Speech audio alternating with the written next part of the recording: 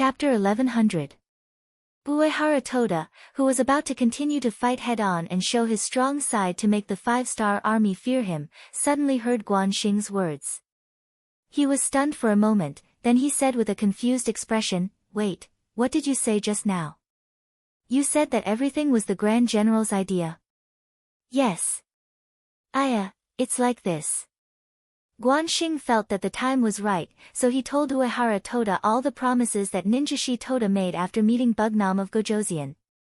In the end, he said, in a few days, the Grand General's handwritten document will be sent to Bugnam of Gojoseon. When the time comes, the Grand General will be able to see whether it's real or not. By the way, the Grand General's handwriting, I'm sure the Grand General can recognize it. These days, the two sides have been communicating a lot, and Uehara Toda certainly recognized Ashikaga Yoshimasa's handwriting. However, he did not care about these details. He was thinking about why the Grand General would betray him. Could it be that the Grand General wanted to sit on top of the mountain and watch the tigers fight like him? Uehara Toda's mind was in a mess. After Ninjashi Toda returned to the Hakariku Road and met with Ashikaga Yoshimasa, she told him about her meeting with Yang Qindong. "Grand General, as you expected, Bugnam of Gojoseon was very tempted. This pie is really big. Ha ha ha." At this moment, Ashikaga Yoshimasa was in a very good mood. He laughed and said, "There are no eternal enemies, and there are no eternal friends. Only interests are eternal. As long as Bugnam of Gojoseon is still a person, it's impossible for him not to be tempted. This is all within my expectations. Yes, the Grand General is mighty." Ninjashi Toda took the opportunity to flatter him. "Ha, good. You've done a good job. I'll reward you handsomely. However, there's one more thing I need you to do." Ashikaga Yoshimasa stopped laughing and spoke in a serious tone. "Please tell me, Grand General." Ninjashi Toda said with admiration. Ashikaga Yoshimasa said, "I'll write a letter. You can send it to the five-star army's camp. At the same time, I'll also write a letter to Uehara Toda. I'll have to trouble you to make the trip personally." Ashikaga Yoshimasa was able to become the most powerful official in the Japanese Empire. He was even able to control the royal family. He was not only good at war, he was also good at scheming. Since the five-star army had been ignited, the next step was to add fuel to the fire of the Japanese army in the Shanin Road. He didn't want the five-star army to progress too smoothly. What he wanted to see was a scene where the two sides were entangled and mutually damaged. If he pointed the five-star army's forces at the Shanin area and reminded Uehara Toda to be prepared, there was a high possibility that the five-star army would be entangled in a battle. Once he dealt with the Flatwell Field, which was the biggest opposition to him, it would be time for him to turn around and work with Uehara Toda to deal with the five-star army. To deal with foreign aggression, he must first deal with internal problems. This was also Ashikaga Yoshimasa's idea. As long as he destroyed the Flatwell Field and drove away the five-star army, it would be time for him to deal with Uehara Toda and the others. At that time, he would become the emperor of the Japanese Empire. Everyone knew how to calculate, but it was obvious that Ashikaga Yoshimasa was not as good as Yang Qindong. His self-proclaimed masterpiece had long been seen through by others. Waiting for the letter that promised to give the Shanin area to the five-star army, Yang Qindong arranged for Longwei's second captain, Dao Shao, to lead a group of elites to the north. Inside the shogun's mansion, Nishitoshi also brought the second letter from the shogun and met the owner of the mansion, Uehara Toda. He was still very enthusiastic as he received Ningshi Duishio's group. Although he had Guan Hang's reminder, Uehara Toda did not intend to reject the guests before everything was clear. He wanted to stay out of it. As for how the five-star army and the shogun would fight, let them do as they pleased, as long as they did not drag him into it. Nishitoshi did not know that the messenger of the five-star army had already rushed over, and did not know that Uehara Toda already knew everything. He even took out the general's handwritten letter as if they were idiots. Then, with a face full of hatred, he talked about how domineering the five-star army was. He also said that the general was focusing all his efforts on dealing with Hirai Ida, so he really didn't have the energy to stop the 5-star army. However, his heart was on General Uehara's side, and as long as they held off the 5-star army for a while, the general would return and help him deal with the 5-star army once he finished his work. If he did not hear Guan Hang's words, these words would be very believable. But after knowing everything, Uehara Toda would not be so easily fooled. The 5-star army is indeed very overbearing. I am willing to listen to the shogun's orders and stall them here. But what? Seeing that they had succeeded, Nishitoshi asked in a very good mood. But, before the army moves, the supplies have to go first. You have to give me some time to prepare. Uehara Toda purposely showed the look of a businessman. He was trying to bargain and gain some benefits for himself. Nishitoshi thought that he had seen through everything. As an opponent who would become his opponent sooner or later, he could not give him any benefits. He believed that once the 5-star army really came, Uehara Toda would know what to do without him giving anything. So he did not make any promises, and instead acted as if he did not understand, saying that he would give Uehara Toda a few days to prepare before the battle.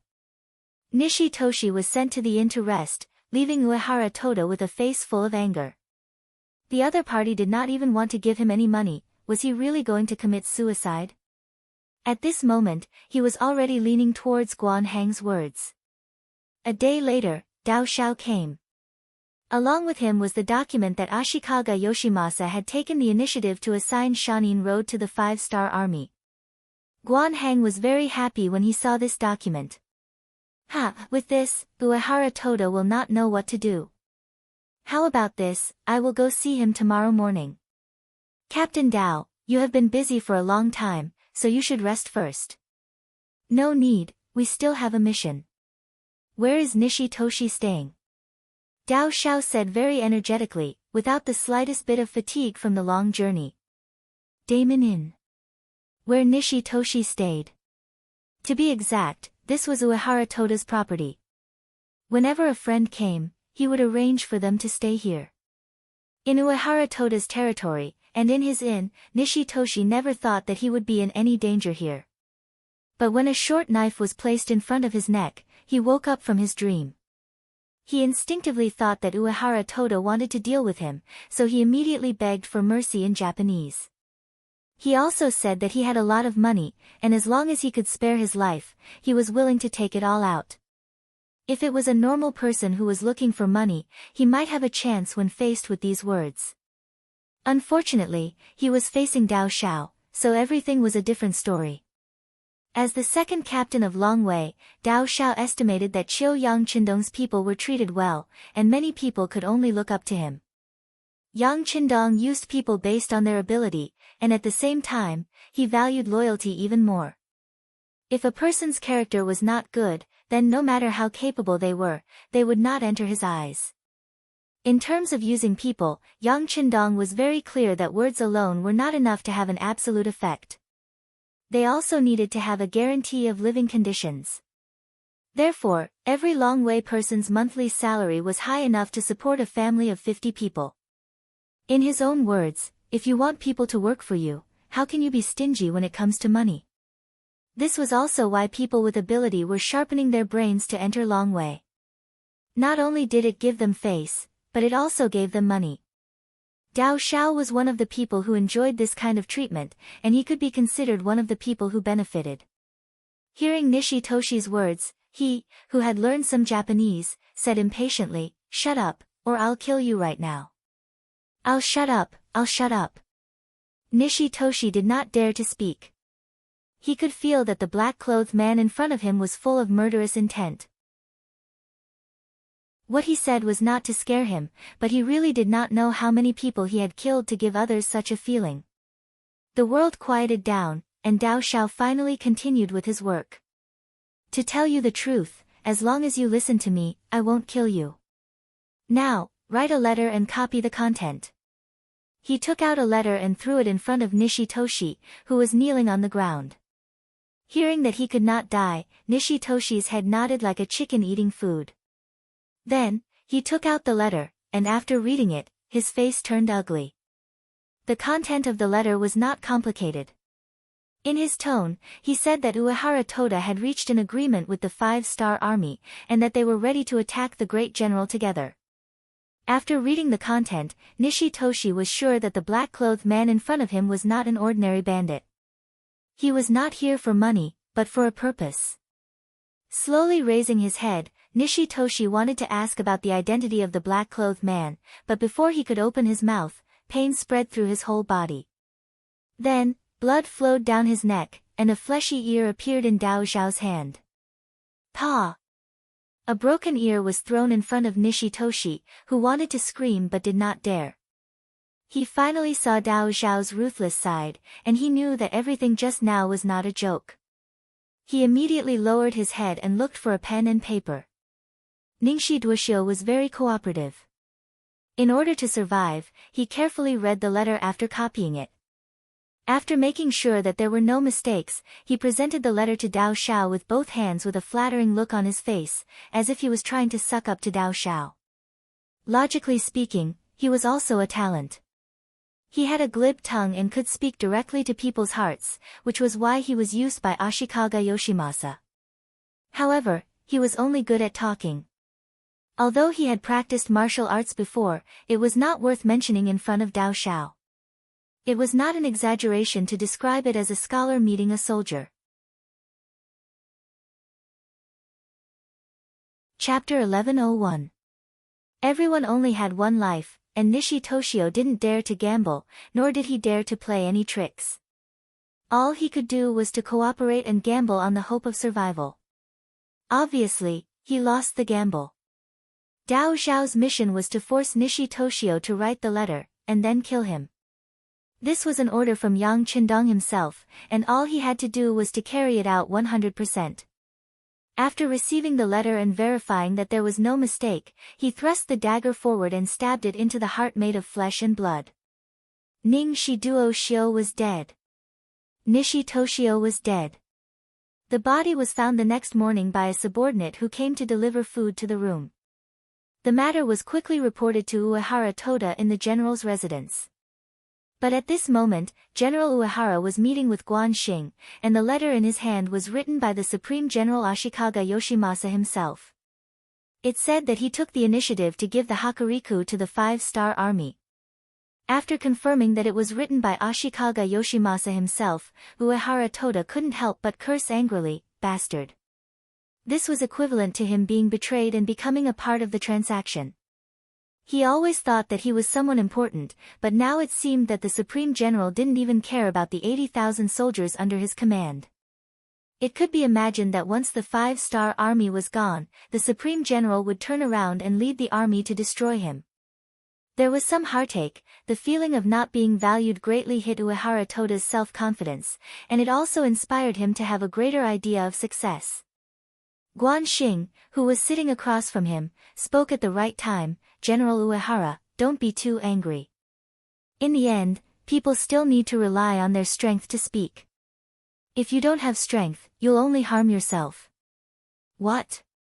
Do you want to laugh at this, General?" Uehara Toda, who was in a bad mood, said coldly, and there was even a trace of murderous aura around him. "So what if you're the messenger of the 5-star army? This is the Hakariku, my headquarters. No one can act tough in front of me." The murderous aura was faintly discernible, but Guan Xing didn't seem to feel it. He still chuckled and said, "General, you misunderstand. Since I'm here, of course I won't harm you. On the contrary, I'm here to give you a gift." "Gift? What gift?" Uehara Toda's face had a trace of confusion, and looking closely, there was a trace of vigilance. There had to be something fishy going on. He didn't believe that the 5-star army, who had no relation to him, would give him such a big gift. There might be some kind of trap. Guan Xing's next words made him realize that he had been overthinking things. The 5-star army was indeed going to give him a big gift, but he had to fight for it himself. Because according to Guan Xing, his so-called gift was only a way for him to move forward. "General, Our Bugnam of Gojoseon said that he doesn't want to get involved in your internal strife. If it wasn't for the fact that Princess Junko has become the 8th madam, our 5-star army wouldn't even want to get involved in your Japanese empire's affairs. All of this is just to give the princess an explanation. Next, they just need to go to Qing and Beijing and take back the palace. The 5-star army's goal will be achieved, and they will stop. And unless someone provokes them, they will turn a blind eye to the internal strife of the Japanese empire. As soon as Guan Xing's words fell, Uehara Toda chuckled. Emissary, you clearly want to watch us fight among ourselves, so that we can disintegrate without a single soldier. General, you're wrong. What I said just now can be announced to the world in the form of a document.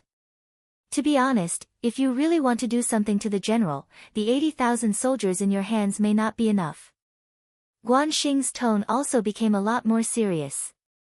Negotiations are like this. It's not advisable to blindly use force or soft tactics. Only by using both can you achieve your goal.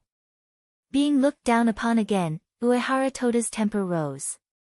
He stared fiercely at Guan Xing, and it looked like he would ask someone to kill the person in front of him at any time. But before he could speak, footsteps came from outside the room. A guard walked in without permission with an anxious look on his face. Originally, Uehara Toda wanted to scold his subordinate for not following the rules, but when he saw the anxious look on his face, Uehara Toda knew something was wrong and asked, "What happened?" "General, things are not good." The guard walked forward and told Uehara Toda about Nayoi Taxiu's death in his room. When Uehara Toda received the news, his expression changed again and again. Suddenly, he looked fiercely at Guan Xing and said, "Nayoi Taxiu is dead, did you send someone to do it?" "Oh. This is really bad news, but I really didn't send someone to do it." Guan Xing looked surprised, then spread his hands and didn't admit it. Originally, he didn't give the order, everything was Yang Qindong's idea. Seeing that Guan Xing still didn't want to get involved at this time, Uehara Toda said angrily, "What? Do you really think that I won't dare to kill you if you don't admit it? Let me tell you, this is not the barracks of the 5-star army, this is my general's mansion." "Hee, of course I know that this is the general's mansion, and I know that the general can kill me with a casual order, but will you really do this? Nayoi Taxiu is dead, and the general's side has become your enemy. If something happens to me now, the 5-star army will come. I really want to ask General Uehara, are your 80,000 soldiers really made of iron?" Guan Xing wasn't a pushover. Since things had already come to this point, he had no way out, so he might as well tell the serious consequences. Guan Xing went all out and showed his trump card, as if he wasn't afraid of death. This time, it was Uehara Toda's turn to be stunned. Originally, he wanted to take advantage of both sides, even if he saw the general's handwritten letter, so what? He never expected that the other party would treat him sincerely, the two sides could only use each other. Being used by the other party at least meant that he was valuable. As long as he handled it well, he might be able to get benefits from it and continue to watch the tigers fight on the mountain. But now, Nayoi Taxiu was dead, and he died in his own territory. Once the general knew about this, would he forgive him? As for Guan Xing, although his current behavior was very infuriating, as long as he still had a bit of intelligence, he wouldn't touch this person. What kind of joke was this? If he really killed Guan Xing, it would be the same as igniting a fire on himself. At that time, it was very likely that the general and the 5-star army would join forces to destroy him first. Don't think that there wasn't such a possibility. In the face of huge benefits, anything was possible. If you didn't dare to think about it, it would only prove that you were stupid, and you would be eliminated. Forcing himself to calm down, Uehara Toda looked at Guan Xing with a bit of admiration in his eyes. "Honorable envoy, if I lead the army to attack Ashikaga Yoshimasa now, what kind of help can you give me?" At this time, Guan Xing seemed to have changed into a different person. He was no longer as impulsive as before. His face regained a smile and said, "The 5-star army will send troops with you, General. We will send troops to Qing and Beijing and take it down." At the same time, I can assure you that unless there is an army in Shanin Road that provokes the 5-star army, we will definitely not send troops there. There will only be one master here, and that is you, General Uehara. Whether it was a promise or a guarantee, at least the words were comfortable to listen to. Uehara Toda also knew that it was very difficult for the 5-star army to make such a promise in such a situation. Because now he had no other choice. Other than finding a way to defeat Ashikaga Yoshimasa, he could only stay in place and wait for the other party to take the initiative to attack him. When that time came, he was afraid that he wouldn't even have the slightest chance of winning. Sooner or later, they would have to fight, so it was better to strike first and gain the upper hand. While the Flatwell Field was still fighting with the great general in Vietnam, he could take the initiative to send troops, and he could have one more ally, which would increase his chances of winning. Okay, I hope the honorable envoy will remember your promise. I need you to write what you just said into a document, and then announce it to the world. Uehara Toda stood up. At this time, he was ready to send troops. No problem, then I wish you, General Uehara, to win every battle and be invincible, ha ha ha. Guan Xing also stood up. He knew that this time, he had completed the task given to him by the 6th young master. He had made a great contribution. Haha, thank you for your kind words. Uehara Toda also laughed. He couldn't wait to see how powerful the great general's army was, and what kind of sparks would be created when the two sides collided on the battlefield. Since he had decided to send troops, of course, he couldn't have any hesitation. It was a taboo for a general to be indecisive. In just 3 days, 20,000 vanguard troops set off from the Shanin Road, along the edge of Qing and Beijing to the Hokuriku Road, and rushed behind the great general. When the news reached the 5-star army's camp, Yang Qindong patted the desk and shouted, and then said to Beta Persei beside him, "Give the order, everything will be done according to the plan." "Yes, young master." Beta Persei was also very excited, and turned around to make the arrangements. Orders were sent out from the radio and spread to all directions. The armies, which had long been prepared for battle, were like dark clouds covering the moon, pressing towards the Japanese Empire's Kyoto, Qing and Beijing. In the Hokuriku Roads, Vietnam. After several fierce battles, Ashikaga Yoshimasa won another battle with the help of his troops that were several times more numerous than the other side, and finally occupied this area. According to the news, Flatwell Field only retreated to Echigo Prefecture with 20,000 people. The great general, who occupied Echigo and Echigo prefectures in succession, was full of righteousness. The powerful strength he showed also deterred some small warlords and small forces who wanted to take advantage of the opportunity to send troops to take advantage of him. As long as he occupied Echigo Prefecture, even if he didn't capture Flatwell Field alive, the situation would be settled.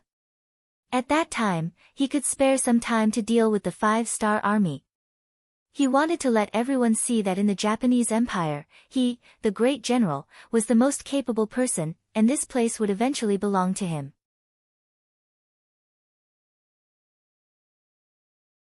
Chapter 1102. Ashikaga Yoshimasa hadn't even fully digested the news of victory when a letter personally written by Ninji Toshihida appeared in front of him. Then his face turned from green to red to white, and finally became as black as charcoal. Uehara Toshiru of the mountain inn village actually joined forces with the 5-star army, and it looked like they were going to attack him. This person only had 80,000 troops. Did he eat a bear's heart and leopard's guts? With only 80,000 people, he dared to attack his 500,000 troops. General Maori regularization was in the big tent at the moment, waiting for the Supreme General's orders, and was lucky enough to see this letter. He also said with a puzzled face, "Supreme General, could Nishi Toshiru have been deceived?" Ashikaga Yoshimasa understood the meaning of Maori regularization's words and asked, "Are you saying that this news is false?" It's not that I doubt Nishi Toshiru's news, but it really doesn't make sense. Who is Uehara Toshiru? He's famous for being slippery. How could he make an enemy out of the great general for no reason? Mao Lizheng said seriously, as if he was discussing the matter. But only he knew in his heart that he didn't like Nishi Toshiru. The two of them were the Supreme General's right-hand men, and it was common for them to secretly fight. If there was a chance, of course, he wouldn't mind stepping on them. It makes sense.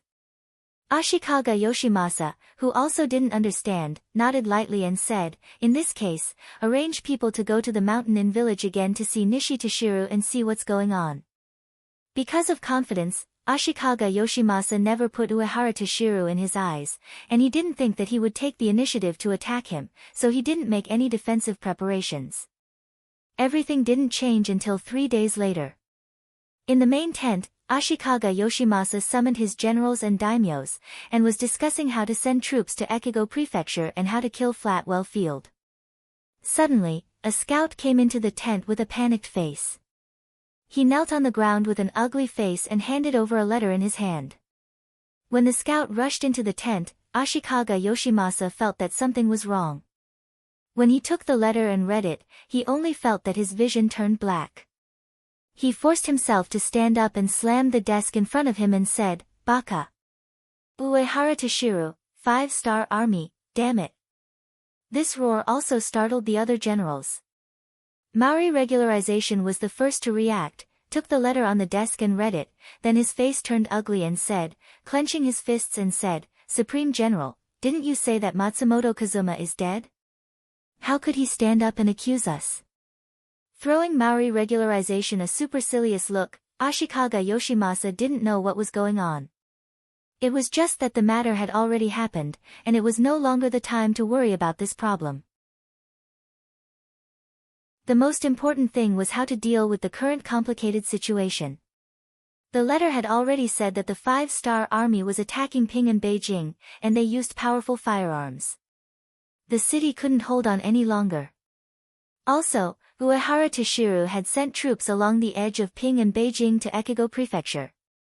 Fortunately, when he received Nishi Toshiru's letter, he sent someone to remind the troops guarding there, so when they were attacked, they didn't have the power to fight back. But after all, they didn't make a sufficient plan, so they might be able to hold on for a while, but it became a fact that they couldn't hold on. Ashikaga Yoshimasa didn't expect that the situation that seemed to be favorable to him would suddenly change so much. His face became quite ugly. After a while, he forcibly suppressed his anger and began to analyze the situation rationally. "I'm afraid that Qing and Beijing won't be able to hold on. Since that's the case, immediately arrange for Fukada Tani to stay there, and let him save his strength and retreat first. As for Uehara Toshiru, I'll leave it to General Maori. I'll give you 100,000 troops, do you have the confidence to defeat him?" Ashikaga Yoshimasa didn't give up and continued to move forward. He wanted to capture Echigo Prefecture and completely defeat the Flatwell Field. In his eyes, the other forces in the country were nothing to be afraid of. Only this person was proficient in both the pen and the sword. If he didn't get rid of him, he would be a big problem in his heart. "Yes, General, please rest assured, this subordinate will definitely complete the task." Leading an army of 100,000 troops, Maori Regularization's eyes were full of excitement and excitement. Good, the other plans remain unchanged. The main force of the army will continue to move to Echigo Prefecture. The others will do what they should do. In short, this is the Japanese Empire, we won't lose. At the end of the meeting, Ashikaga Yoshimasa didn't forget to cheer everyone up. At this time, his eyes also showed a sense of determination, but also a sense of resentment. This time, he was schemed against by the 5-star army and Uehara Toshiru. He will remember this hatred, and one day he will get his revenge. Qing and Beijing outskirts. At this moment, it has all become the territory of the 5-star army. When Yang Chendong's order was issued, the 4th Division and the 7th Army, who had been waiting here for a long time, launched a fierce attack on the Japanese army outside Qing and Beijing with 100mm mortars. The cannonballs that fell from the sky caught the Neon troops who were guarding there off guard.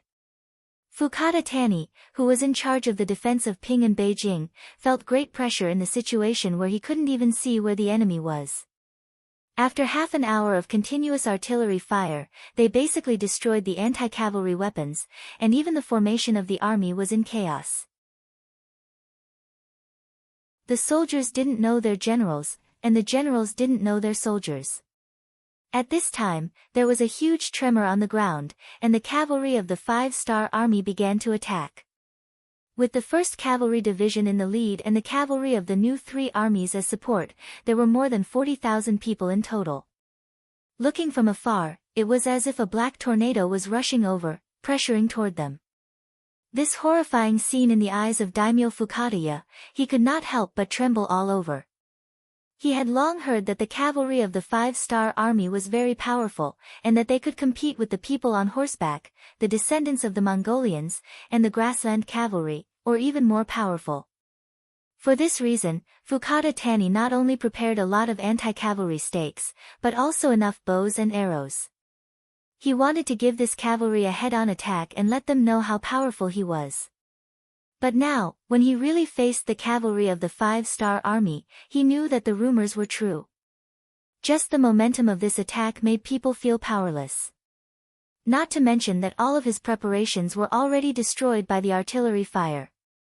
Block, block. Fukada Tani's heart was filled with fear, but his mouth was very tough. He called out the names of a few of his subordinates, and ordered them to block the cavalry of the 5-star army, while he himself led the main force to retreat to Qing and Beijing. He wanted to defend the high city, and these soldiers were left behind to buy time for his army to retreat. Charge! Kill! On the sturdy warhorse, Tian, who held his sword in one hand, and with the other hand, he constantly made all kinds of hand gestures to command the cavalry to advance. With him as the leader, the arrow point formation was the first to meet the enemy, and then like a drill, they drilled into the enemy camp. As soon as they entered the enemy camp, Tian, who held his sword with both hands, and relying on his body's balance technique, he was as natural as sitting on a brick bed in his own house. Under his steady body, the 2 swords continuously slashed forward and to the side. The soldiers of the Japanese Empire were like scarecrows in training. In a short period of time, he had advanced more than 100 meters, and unexpectedly, no one was his match, and no one was able to block his charge. Like Tian Hu, the other commanders and the arrow point formation of the arrow point formation were also doing the same thing. Wherever they went, no one was their match. Some of them were only wailing like ghosts and howling like wolves, some of them were only severed limbs, and some of them were only covered by the enemy's head and fled. For commanders, a total of 8,000 soldiers of the Japanese Empire were quickly penetrated. In addition to a large amount of blood on the ground, there were densely packed soldiers kneeling on the ground and begging to surrender. They were frightened by the powerful combat power of the 5-star army cavalry, and when they discovered that those who resisted were quickly decapitated, their fighting spirit began to collapse. More and more soldiers put down their dignity and knelt on the ground, becoming prisoners of war who had no dignity on the battlefield, but could live on. Continue to charge. The 6th young master has ordered us to quickly take Qing and Beijing, and we can't give the enemy any time to breathe. Major General Tian, who rode on his horse. After penetrating the enemy's defense system, he spurred his horse forward and continued to lead the cavalry towards the capital of Qing and Beijing. Qing and Beijing was the capital of the Japanese Empire. Although it was far less majestic than some of the cities in the Great Ming Dynasty because of its conditions, it still had its own unique characteristics. This place was about to become his territory. If possible, Yang Qindong didn't want to destroy it too much. That was why he gave the order to the cavalry before the attack. It would be best if they could storm into the city with lightning speed, but if they couldn't, they were to retreat first and leave everything to the 4th Division and the 7th Army's 2 firearms divisions. Yang Qindong had given him hope, so Tian, who naturally had to follow the best goal. Before the battle had even begun, he had already called over the 5 captains under him and expressed his stance. We are the 1st Cavalry Division, the most powerful existence in the 5-star army. Now is the time to prove ourselves. Do you all have the confidence to complete the mission? Yes. The 5 commanders all stood in the most standard military posture and replied. This was the reason why they were in front of them. They were completely unsatisfied with defeating the Japanese army and occupying the periphery of Qing and Beijing. Their goal was to storm into the city and make a great contribution. In the rear, Ling Daqiang, the commander of the 4th Division, and Tian Su, the commander of the 7th Army, used binoculars to watch the 1st Cavalry Division continuously advance forward. When they put down the binoculars, the two commanders rubbed their eyes and revealed an incredulous expression. At this moment, their inner thoughts were extremely unified. The 1st Cavalry Division was the 1st Division, and they were worthy of this name. They were like madmen on the battlefield, invincible. They actually did as the 6th young master said and were about to storm into Qing and Beijing without the support of their artillery.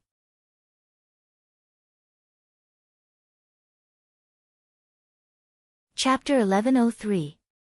The time to sigh was very short.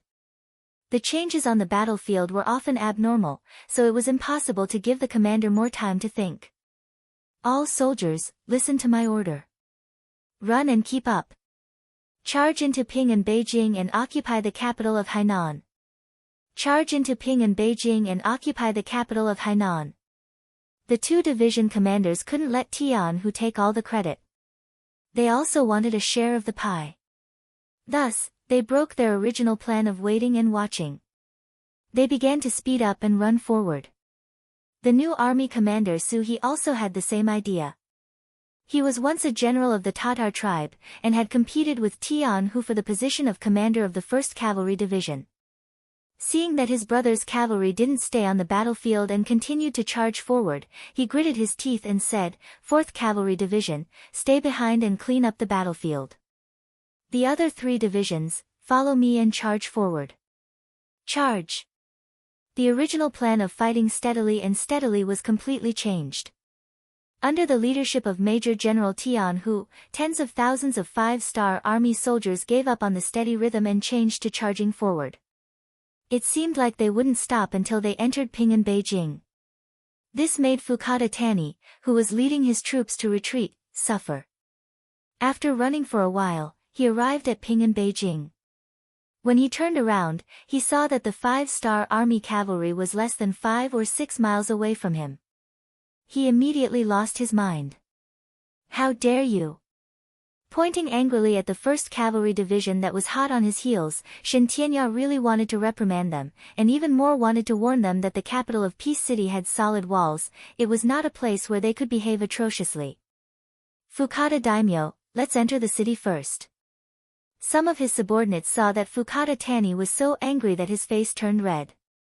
Although they were surprised by the arrogance of the 5-star army cavalry, they knew that they would only be safe if they entered the city. Shouting like this now was useless. Alright, let's enter the city and order the soldiers to shoot arrows up the city walls. I would like to see if these cavalry can still fly up when faced with the solid city gates and city walls. Fukada Tani suppressed the anger in his heart. After saying this to his subordinates, he turned around and entered Qing and Beijing. After that, the city gate closed from the inside, completely closing when the 1st Cavalry Division was about 700 to 800 meters away. Once the city gates were closed, it was as if all dangers were isolated from the outside world. The Japanese army soldiers inside the gate let out a long sigh of relief. At the same time, more people rushed towards the two sides of the passage. They wanted to rush up the tower and use their bows and arrows to return fire. They wanted to let these arrogant 5-star army cavalry know the consequences of angering them. Major General Tian Hu, who was charging forward with all his strength, watched as the south gate of Qing and Beijing was closed. His expression did not change at all. Since he wanted to attack Qing and Beijing in one go, he naturally made sufficient preparations before doing so. Where is the 1st Regiment commander? Tian Hu slowed down the speed of his warhorse and turned around to ask. Commander, I'm here, Temu, answered loudly from dozens of meters behind him on the left. As the tip of another arrow, he had been following behind Tian Hu the whole time, never leaving or abandoning him.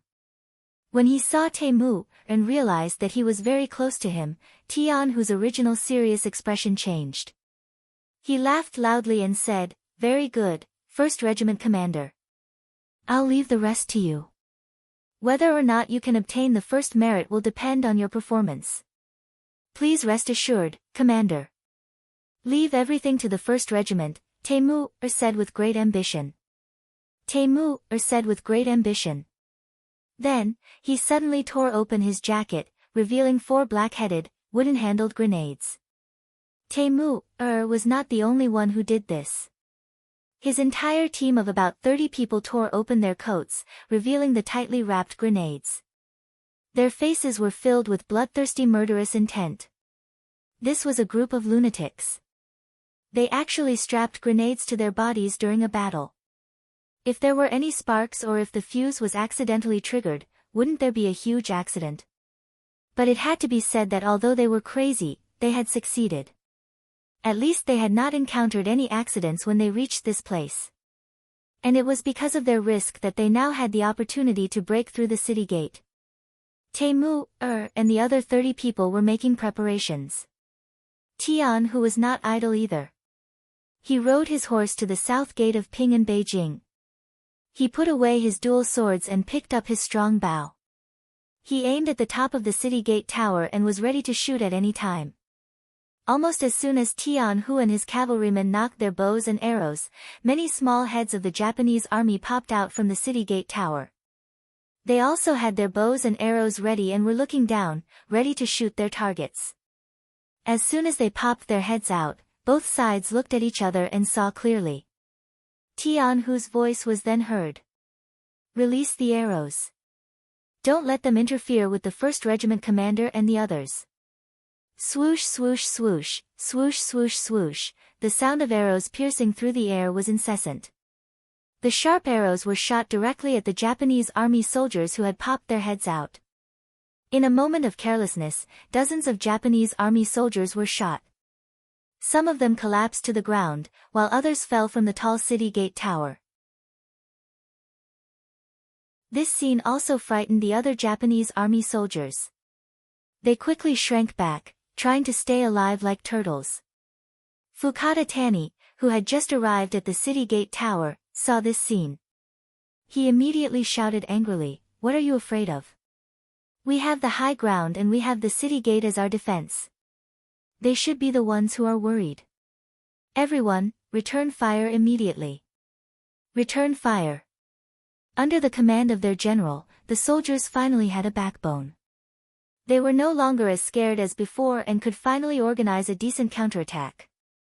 With the advantage of having the high ground, they caused a lot of trouble for the soldiers of the 1st Cavalry Division.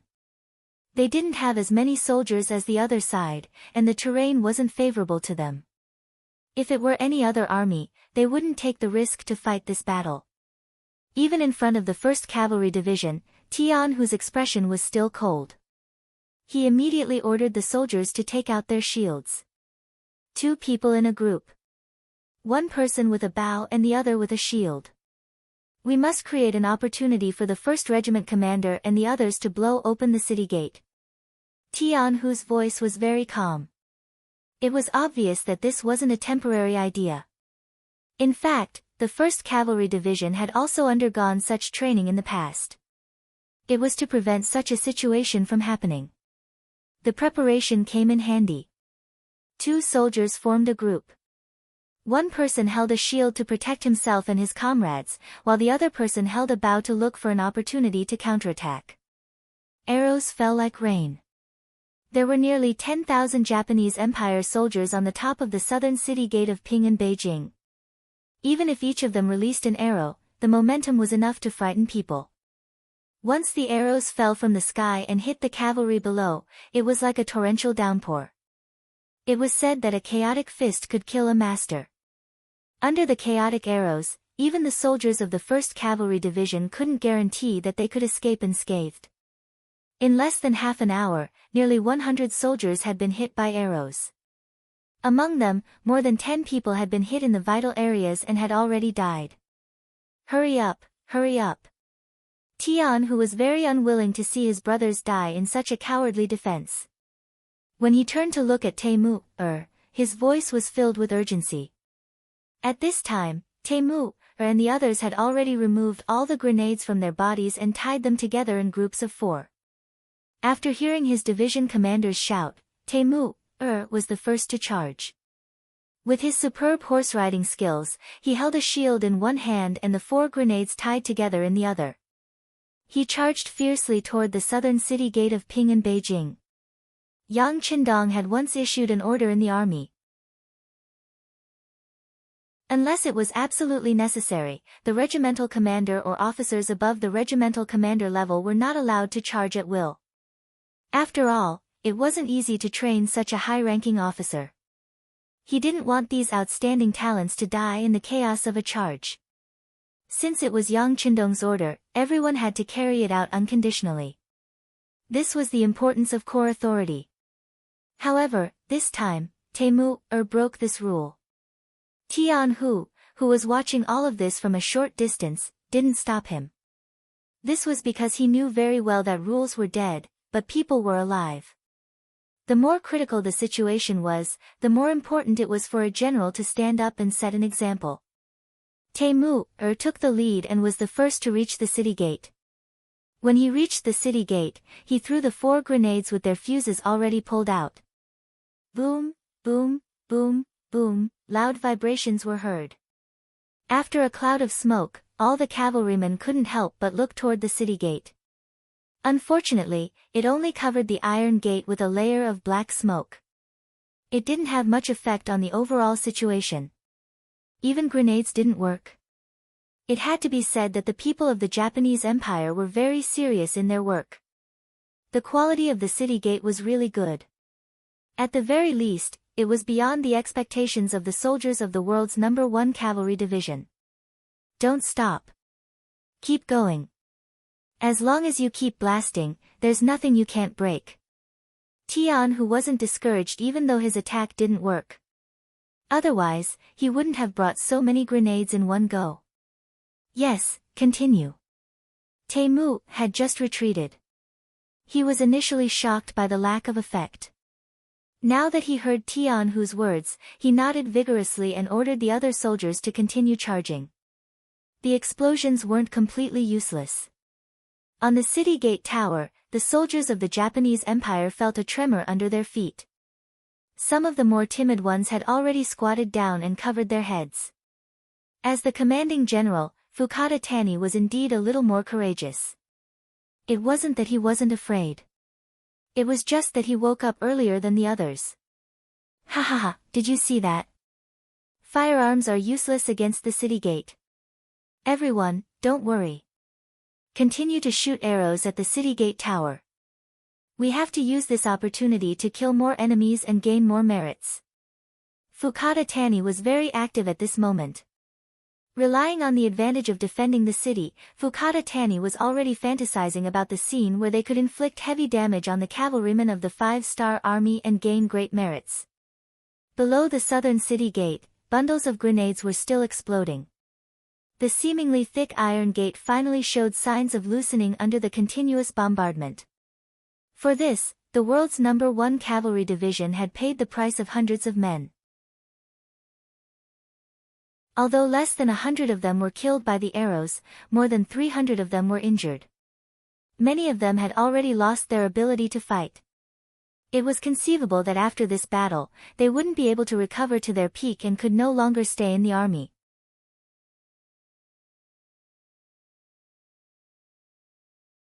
Chapter 1104. Tian Hu's heart bled at the sight of such heavy losses. These were all elite warriors. Losing any one of them would cause him to feel heartache, not to mention losing so many of them at once. Anxious, he continued to shout, "Regiment Commander 1, I'll give you 3 minutes. If you can't blow up the city gate, you'll be kicked out of the 1st Cavalry Division." Temu was still watching his subordinates throw grenades at the city gate. Because of this, 3 of his brothers had already been killed by arrows and 2 of them were seriously injured. He was also feeling terrible. When he heard Tian Hu's words, he was instantly enraged. "Come on, everyone, gather all the grenades and give them to me. I'll go all out." This was the only thought in Temu's mind. There was nothing sadder than watching his brothers die in battle in front of him. Sometimes, he wished he was the one who died. In order to reduce the losses and open the city gate faster, Taimur decided to go all out on his own. No one dared to disobey their regiment commander's orders. The soldiers around him quickly gathered the grenades and delivered them to Taimur. Everyone seemed to know what their regiment commander was going to do. One of his company commanders took the initiative and said, "Regiment commander, let me go. The power of so many grenades combined is too great. It's too dangerous. Our regiment can't do without our regiment commander." "Yeah, we can't do without our regiment commander," the other soldiers chimed in. "Cut the crap. I know what I'm going to do." Taimur didn't intend to listen to everyone's opinions. This was because he knew that this was an extremely dangerous move. What was dangerous was not whether they could reach the city gate, but the power of so many grenades exploding at the same time. The shockwave from the explosion would often cause people to be affected before they could completely retreat. That was the real danger. But so what if he knew it was dangerous?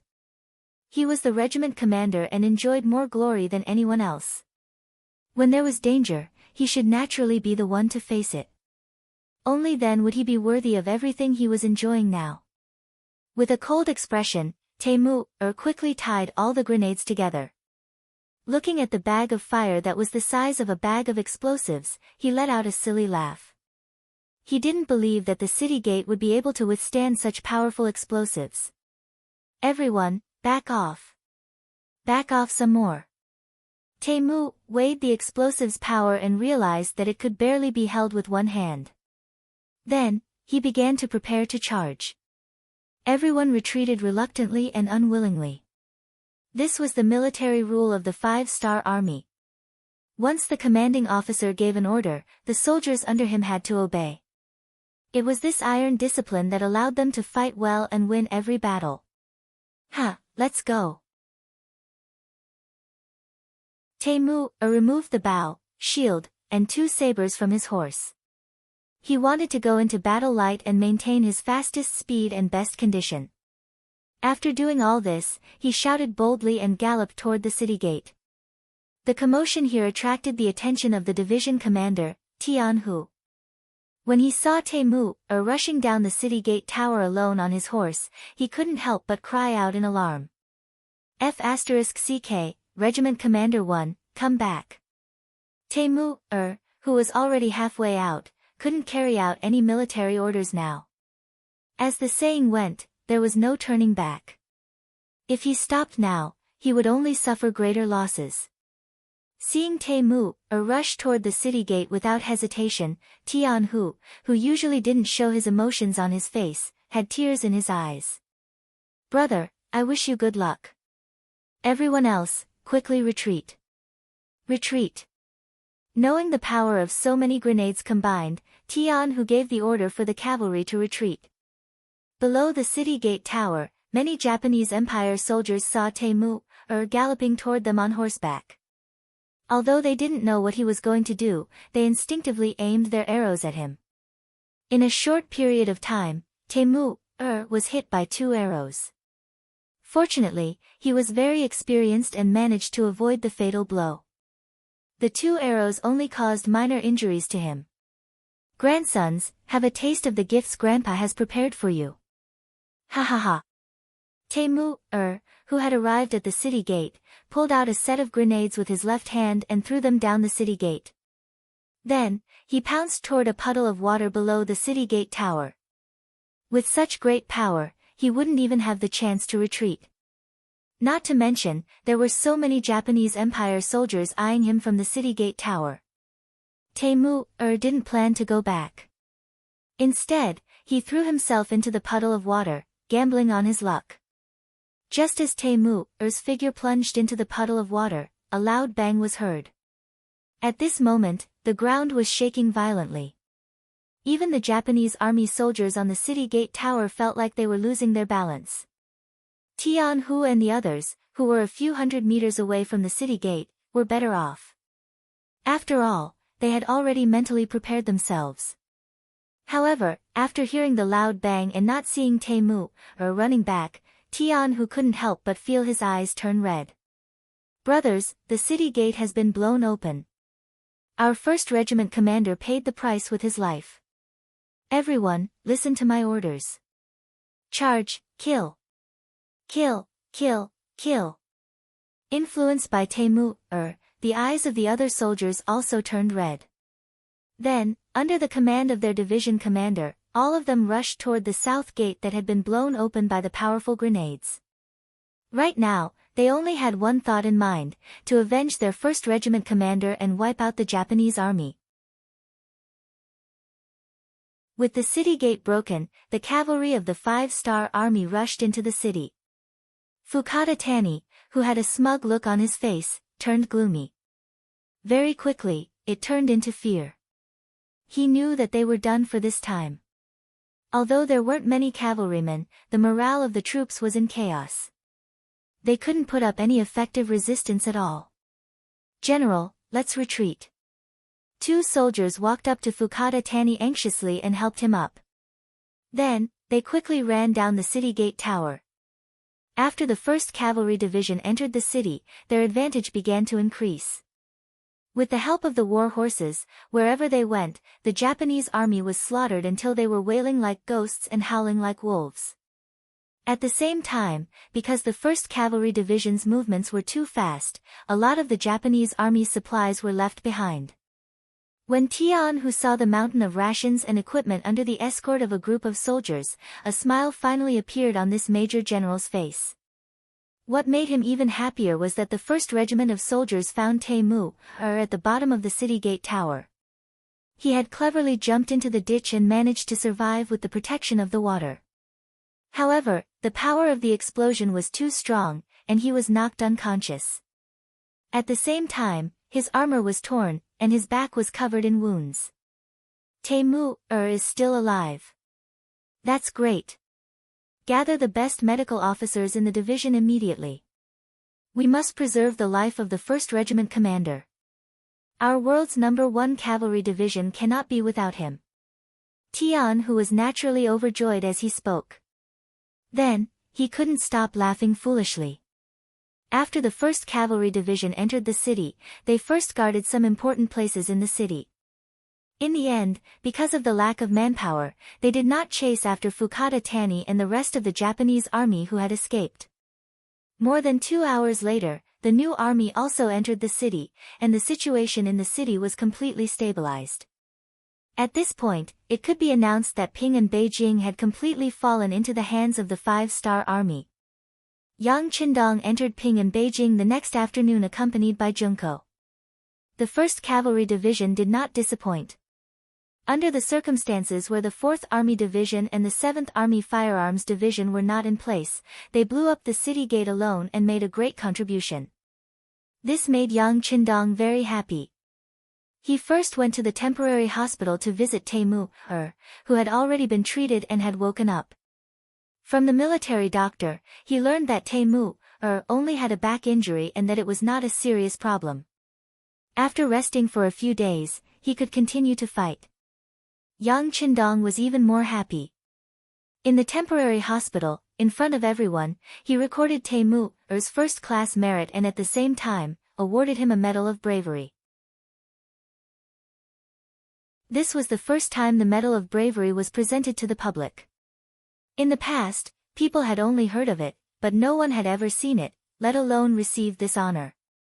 In the midst of everyone's envy, Taimur received the Medal of Bravery. His entire body was grinning from ear to ear. At this moment, he enjoyed everyone's congratulations and blessings, but he also enjoyed all the envy and jealousy. Major General Tian, who was also one of them. He had also dreamed of receiving this Medal of Bravery one day. This was the only way to prove his strength. However, this time, not only did he not receive it, but he was also reprimanded by Yang Qindong. Didn't I say that regimental officers can't casually charge with the army? You, on the other hand, directly let the regiment commander take the risk. Fortunately, nothing happened to Taimur. Otherwise, I would definitely punish you. After there was no one else around, Yang Qindong's face turned cold as he reprimanded Tian Hu. Teacher, I was wrong. Tian Hu, who had always been proud, did not even dare to breathe when facing Yang Qindong. He knew very well who gave him everything he had. And this time, he was indeed a little reckless. Seeing that Tian, whose attitude of admitting his mistake was not bad, Yang Qindong's anger subsided. Alright, don't do it again. Also, you guys have worked hard this time. When you go back, look for Beta Persei. He will prepare enough wine and meat for you to celebrate. Ah. Okay, okay. When he heard that there was a celebration, Tian Hu chuckled. At this moment, he was no different from a child who had received candy. This was all because this celebration was arranged by his teacher for the 1st Cavalry Division. This was enough to prove that their division's performance in this operation was the best, and the best. Just as Tian Hu thought, once the news that the 1st Cavalry Division was allowed to hold a celebration by Yang Qindong spread, it attracted the envy and jealousy of the other divisions.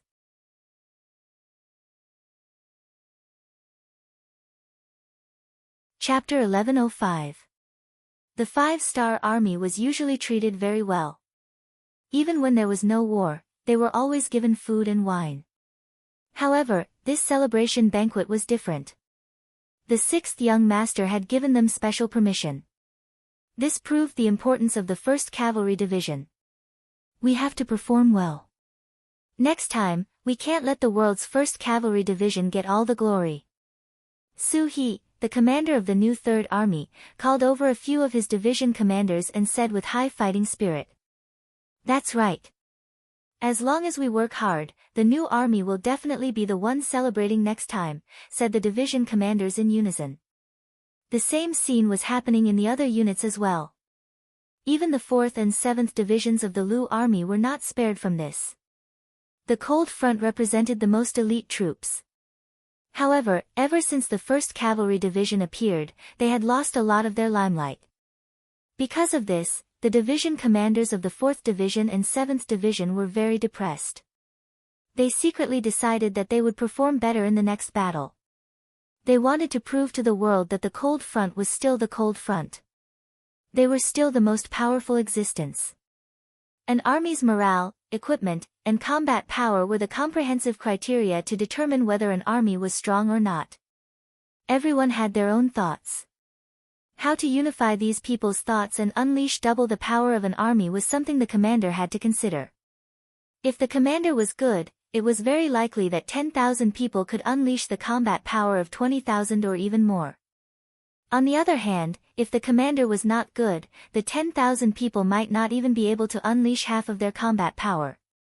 A single celebration banquet was enough to ignite the fighting spirit of all the troops. This was the embodiment of Yang Qindong's talent in commanding.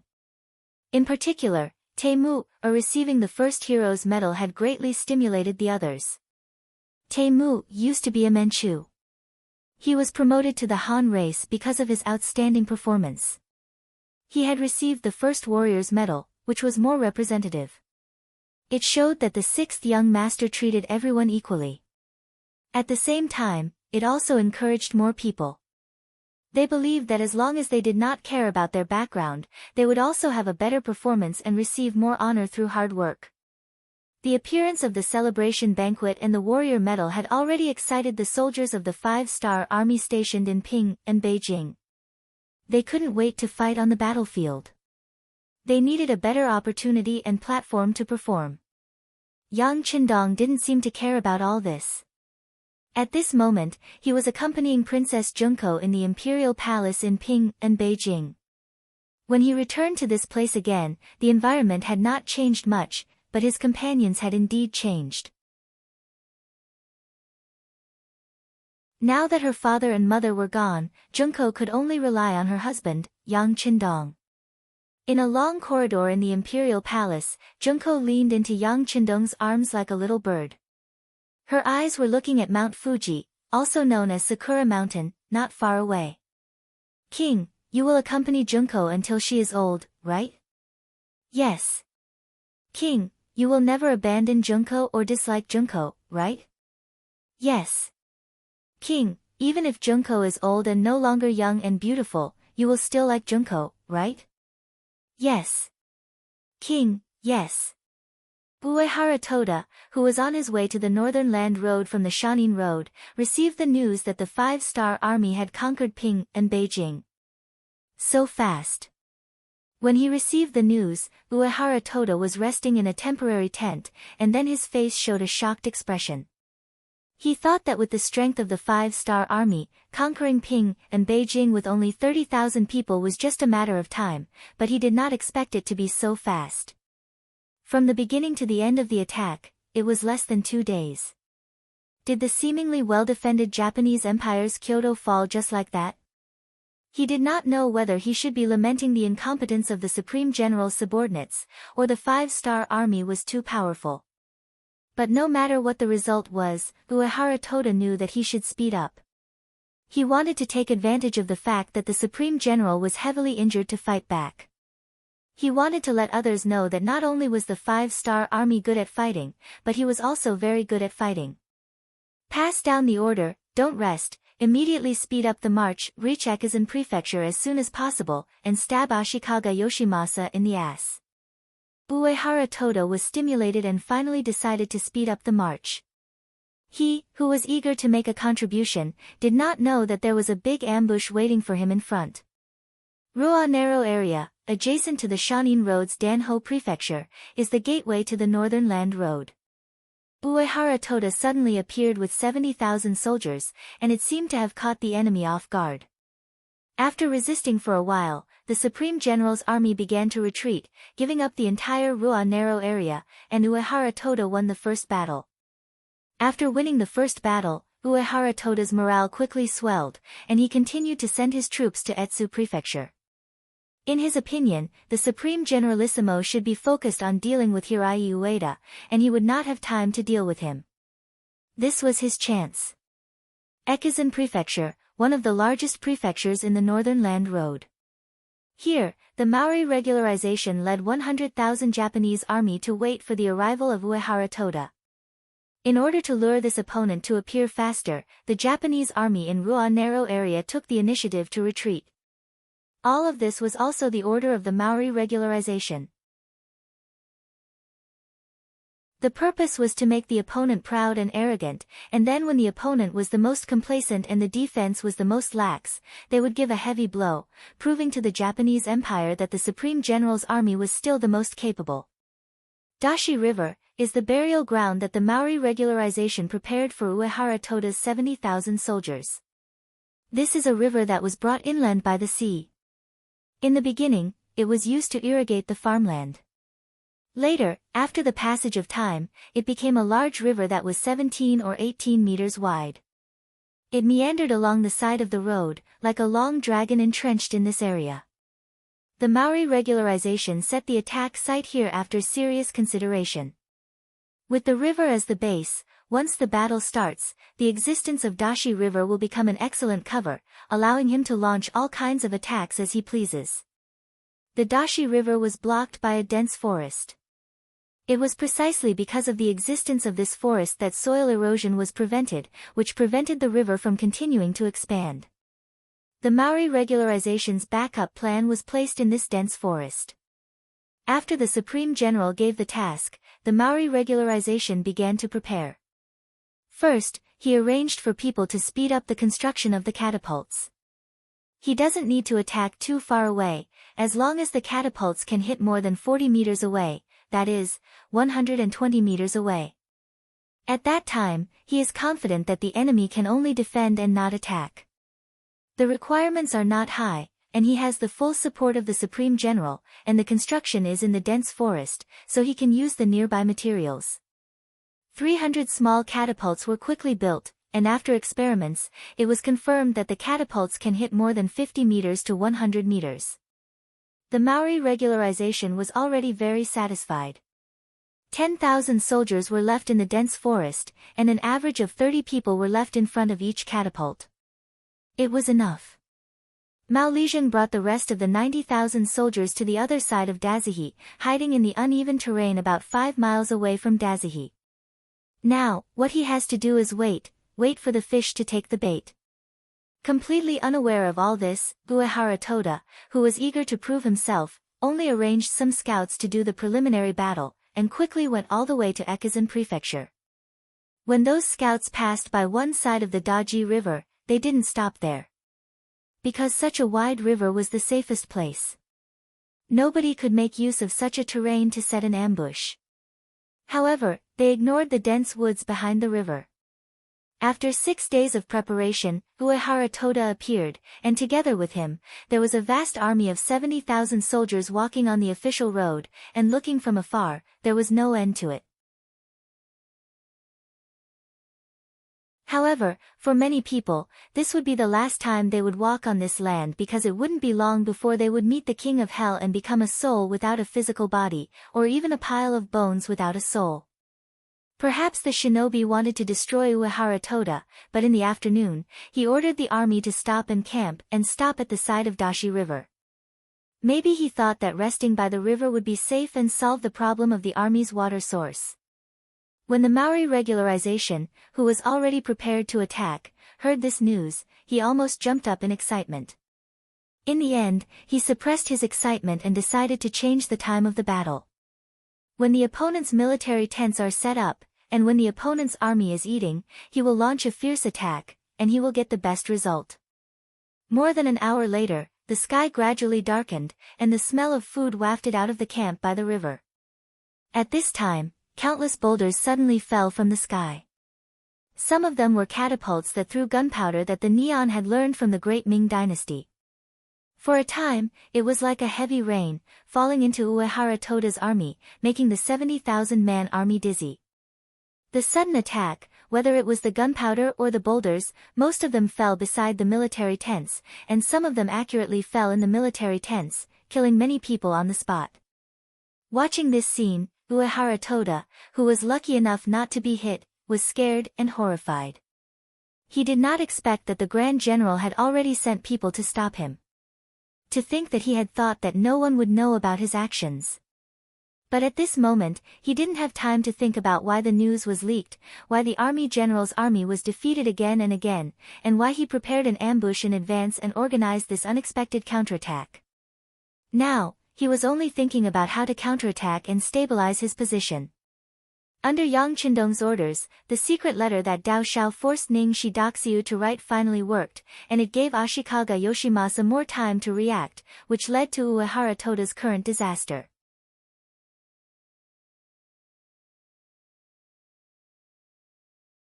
Chapter 1106. After all, Uehara Toda was the general of the army, and he had been in charge of the mountain for many years, so he still had basic military knowledge. Through the trajectory of the falling boulders, he quickly locked the location of the attack behind the dense forest. He immediately ordered people to try to shoot arrows into the dense forest, wanting to reverse the situation in one fell swoop.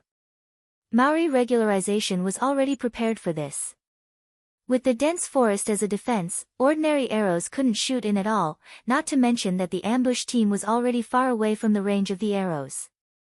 On the other hand, the catapults were launched from a distance and could ignore the dense forest. This created an overwhelming advantage. They could only take a beating and not hit anyone. After an hour of attack, who knows how many explosives and boulders fell in the encampment, who knows how many people were killed and injured. Finally, the attack slowed down, and the materials that had been prepared for several days were about to be used up. The main character, Mao Lijeng, appeared. As early as half an hour ago, he actually started the operation, but because of the distance, he always needed time to close the distance between the two sides.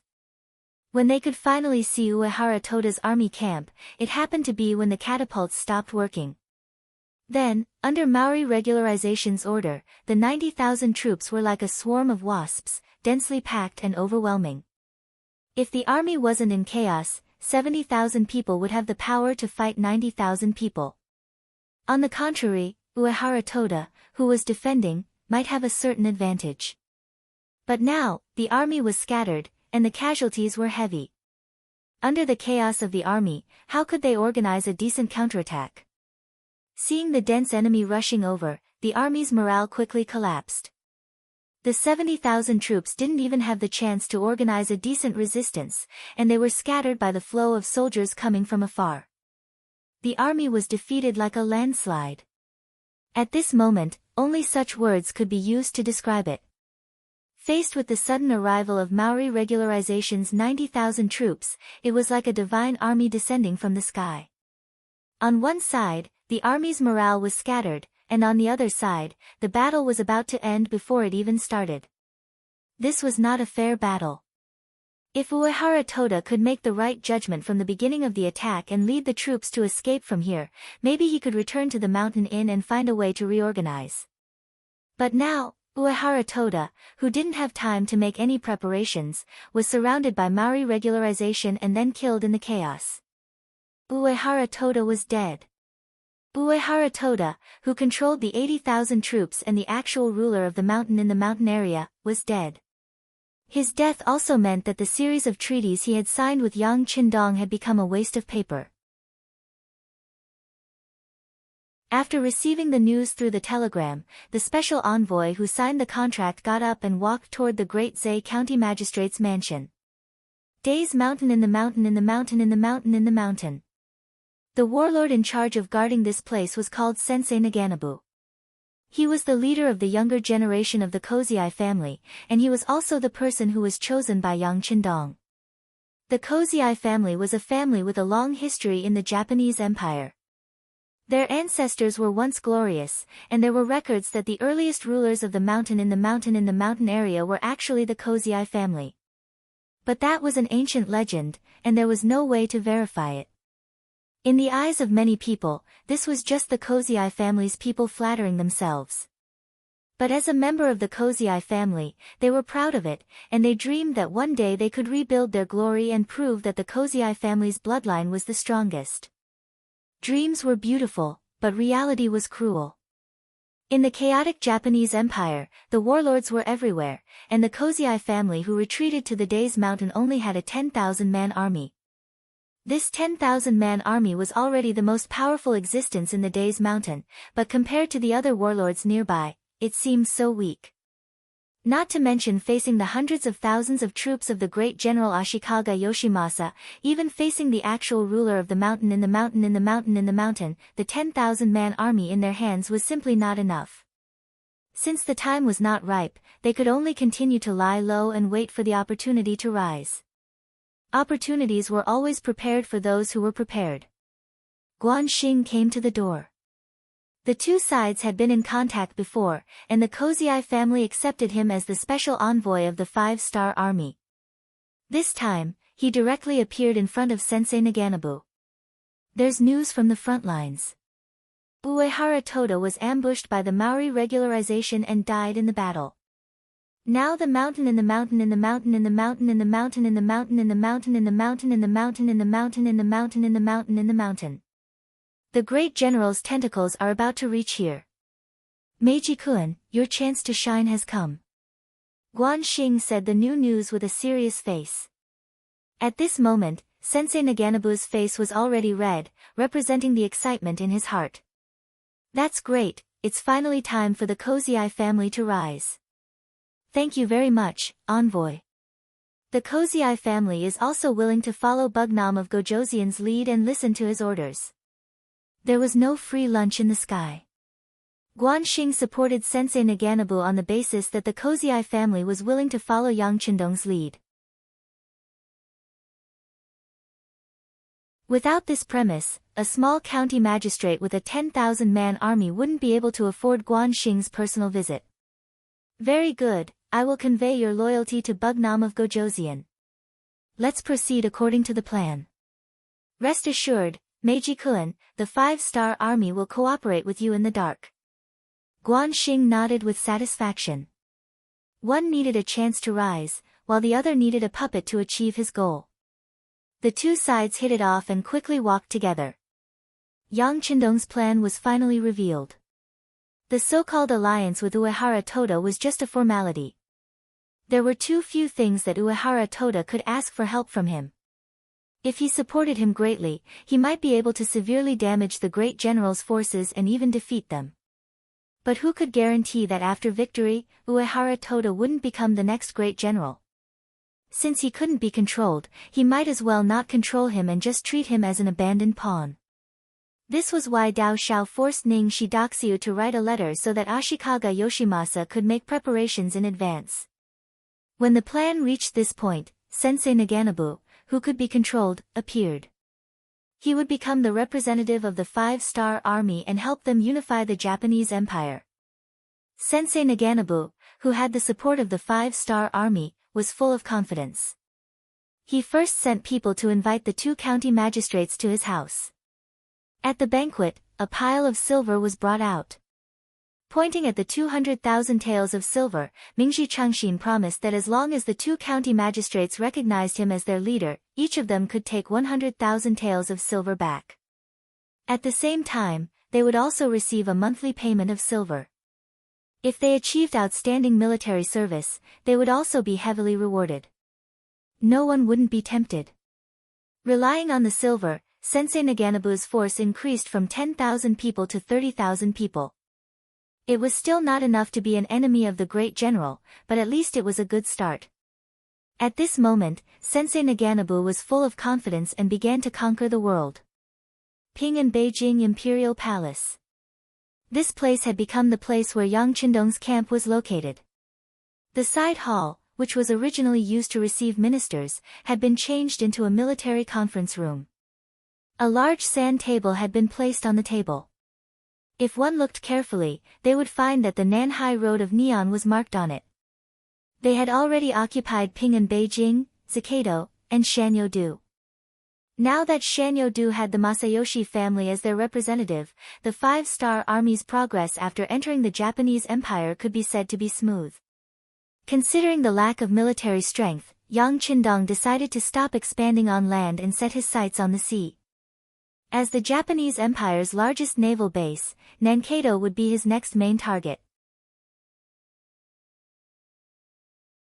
In the conference room, Yang Qindong's eyes casually fell on the commander of the C-4th Division, Ding Yan, and said, "Tell me about the situation." "Yes, 6th young master." Ding Yan stood up, then picked up a wooden stick that had been placed earlier.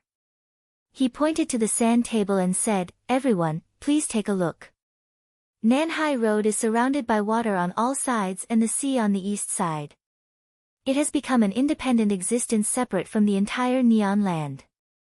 Especially Ge Prefecture, which belongs to this area. It is located to the south of Qing and Beijing and can be a threat to us at any time. It really makes people restless. Nankado is also the base of the Japanese Empire's naval forces because of its unique geography. According to the intelligence department, there are thousands of ships and 400,000 soldiers in the Japanese Empire. Some of the ships are also equipped with earth cannons, which have an effective attack range of up to 1,200 meters. Although it is not as good as some of the Big F countries, it is not far behind. If the distance is too far, it will also become a threat. The commander of the Japanese Empire's naval forces in Nankado is called Mr. Kuroda. He is an experienced veteran of naval warfare. At the same time, he is also a direct subordinate of Ashikaga Yoshimasa. He is highly valued by him. Due to the geography of Nankado, there are many large reefs in the nearby waters. Once a large ship gets close and goes the wrong way, it is very likely to hit the bottom and sink. Although our intelligence department has worked very hard and obtained a lot of information about the geography of this area, no one can be sure that there is nothing left out. Before we have a complete understanding of the situation, I do not recommend launching a large-scale attack. Ding Yan was ordered to give a detailed explanation of the situation in Nanhai Province, including the comparison of the enemy's military strength and the comparison of the environmental conditions. Listening to this, the other officers at the meeting all had a solemn expression. Compared to the 400,000 soldiers of the Japanese army and more than 1,000 ships of various types, they still had the geographical advantage. On the five-star army's side, there were only High 4 and High 5 divisions. Together, there were only 240 ships. Even if they added the 20,000 soldiers of the Korean Navy and more than 100 ships, there were only less than 40,000 soldiers and 400 ships. With less than 40,000 soldiers against 400,000, and 400 ships against more than 1,000 ships, this battle was not going to be easy. To be more precise, they would be thankful if the Japanese Empire's navy did not attack them, let alone take the initiative to start a naval war.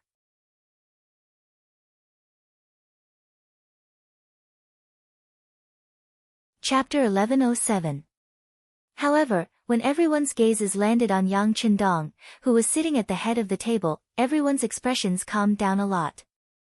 As long as the sixth young master was there, no one knew what fear was. Countless facts had proven that the sixth young master was extremely good at defeating enemies with fewer people.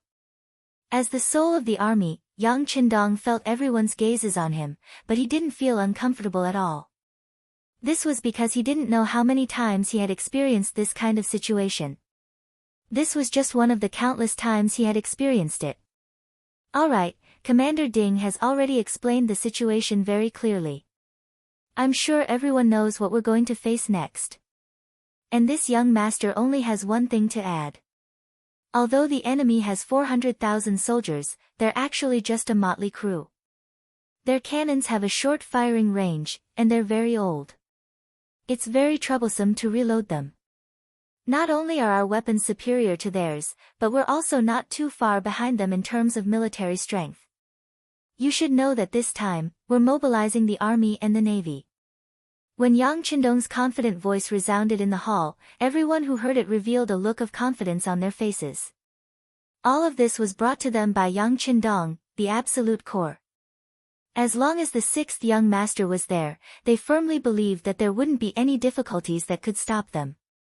It was also this existence that led them from nothing to something, from a young age to an adult, to achieve the results they had now. The actions of one person could affect everyone present. This was the important role of a core. Noticing that everyone's faces had become more confident, Yang Qindong continued, there are 4 steps to dealing with the Japanese army's navy: cavalry attack the Vietnamese line, navy attack Awaji Island, 2 areas of scorched earth, South Sea encircle but don't attack. These 20 words meant that Yang Qindong had already planned for the attack on the Japanese naval division. It wasn't a spur-of-the-moment decision. Listening to the detailed strategy from his mouth, everyone in the meeting nodded their heads and looked at him with admiration. Even after becoming the Bugnam of Gojoseon, the sixth young master was still the invincible military god on the battlefield. The meeting went on for more than 2 hours. In the end, everyone in the meeting approved Yang Qindong's military proposal with a unanimous vote. After that, everyone began to divide the work and began to do their own things. As the person who proposed the plan, Yang Qindong's main task this time was to set Qing and Beijing as a deterrent to anyone who wanted to attack on him. He believed that with him in the formation, anyone who wanted to attack Qing and Beijing would have to think carefully before doing so. In addition to being in the middle of the formation, Yang Qindong also took the 2 plans of the cavalry attack the Vietnamese line and the navy attack Awaji Island. At this moment, standing in front of him was the new army's commander, Su He. This was originally a general in the Tatar army. He could be said to be an all-rounder. Ever since he surrendered to the 5-star army, he displayed all his talents and finally became a true general in the 5-star army. He also held the position of commander of the army. People like this were usually very proud. This might be a common problem for talented people. However, when facing Yang Qindong, he didn't dare to show even the slightest bit of his temper. There was no other reason other than the fact that the strength of the person in front of him was far greater than his. Perhaps when 2 people's strength were equal, they wouldn't be convinced of each other's strength. Or if one side was slightly stronger, the other side would want to surpass him at any time. However, when one side was much stronger than the other, even if they tried to catch up, they wouldn't be able to surpass him in time. What was left was only admiration and admiration. Yang Qindong, who had the absolute right to speak and had absolute authority, faced Su He without any pleasantries. He directly said, "This time, the 1st Cavalry Division will stay in Qing and Beijing. Next, it will be the time for the new army to play the main role. Are you confident?" "Sixth young master, we are confident. I am willing to make a military pledge." Knowing that the world's 1st Cavalry Division was finally not going to steal the limelight, Su He immediately said with some excitement, Although he was very proud in his heart, even when the world's first cavalry division was established, he was a very popular candidate for the position of commander. Later, he took the initiative to develop his style and gave the position to Tianhu, which became a kind of story. There were also people who always talked about this matter. They said that even if Su He became the commander of the 1st Cavalry Division, he might not be worse than Tianhu. Every time he heard this, Su He's face would have a satisfied and humble smile. However, only he knew in his heart that Tianhu was indeed very capable. Even if he didn't choose to give up at that time and really became the commander, he might not be able to do better than Tianhu. Although he admired Tianhu's ability in his heart, the proud Su He wouldn't say it out loud. On the contrary, he used this as a motivation to constantly push himself forward. He hoped that one day, he could surpass Tianhu and let everyone know that when he gave the position of commander to Tianhu, he really did it, and not because he was forced to. A person with a goal needed an opportunity. Now that Yang Qindong put the opportunity in front of him, how could Su He not fight for it? Therefore, at this time, he patted his chest and promised. His appearance really made people worry that he would hit himself and cause internal injuries. Good, it's good that you are confident. Yang Qindong timely said, stopping Su He's self-harm, and then talked about the specific matters. The so-called cavalry attack on the Vietnam line referred to the land route from Qing and Beijing to Ge County, which was part of Nanhai Province. The distance between the two sides was a bit too close. If this place was not pacified, Qing and Beijing would be attacked at any time, and long-term stability would become a joke. Ge County, which was separated from Nanhai Province, naturally became a place that had to be attacked. It also gave the new army an opportunity to perform. The investigation data from the intelligence department has been sent over. Ge County is not small, and it is only close to the bustling Qing and Beijing. It has a dense population of 800,000 civilians and 80,000 soldiers. This time, your new army will only have 40,000 soldiers from the 1st and 2nd divisions, in addition to your new army's 3 cavalry divisions. With 60,000 soldiers against 80,000, and at the same time facing an extremely unfamiliar environment and terrain, you must mentally prepare yourself for a bitter battle. In addition, your new army will also need to send a cavalry division to help the 1st Reserve Division and the 3rd Division to attack Awaju Island. I hope that the cavalry division you send out will be an elite division, understand? As Yang Qindong said this, he didn't forget to carefully look at Su He's face. Things had to be prioritized, and people were easily swayed by emotions. Since he was going to send a cavalry division to help the 1st Reserve Division, there was a high possibility that Su He would selfishly send out the weakest division in order to complete his mission. If that happened, the mission of attacking Awaju Island would undoubtedly become more difficult. This was not something that Yang Qindong wanted to see. Where there were people, there would be internal strife. This was a principle that had never changed since ancient times. Yang Qindong did not attempt to change him. But since he had the final say here, then he definitely would not allow internal strife to affect the overall situation and affect the plan. If someone really did that, then they should just go to wherever it was cool and stay there. It was not easy to find a 3-legged toad, but there were plenty of 2-legged people. Hearing Yang Qindong's reminder, Su He immediately stood at attention and said solemnly, "6th young master, please do not worry. Su He will not let you down. The cavalry division sent to Awaju Island will definitely be the most elite." Very good. This is actually to help you complete your mission better. Because once we attack Awaju Island, the 1st Reserve Division will come back to reinforce you. At that time, it will greatly reduce the pressure on you. Do you understand? Yang Qindong nodded in satisfaction. He believed that since he had said this much, as long as Su He was not stupid, he should know how to cooperate. Su He left. The military plan was already in his heart. Next, he called a meeting with the 4 division commanders to discuss the matter of sending out troops. After he left, the 1st Reserve Division's division commander, Su Kuda, walked into the main tent with a face full of excitement and came in front of Yang Qindong. As the 1st Division commander of the 1st Reserve Division, Su Kuda knew that he was someone who was about to be put in an important position. He was the important reserve cadre that everyone was talking about. The premise was that as long as he performed well, his future would naturally not be worrying. Therefore, during his time as the division commander of the 1st Reserve Division, he scrupulously abided by his duties and only focused on his job.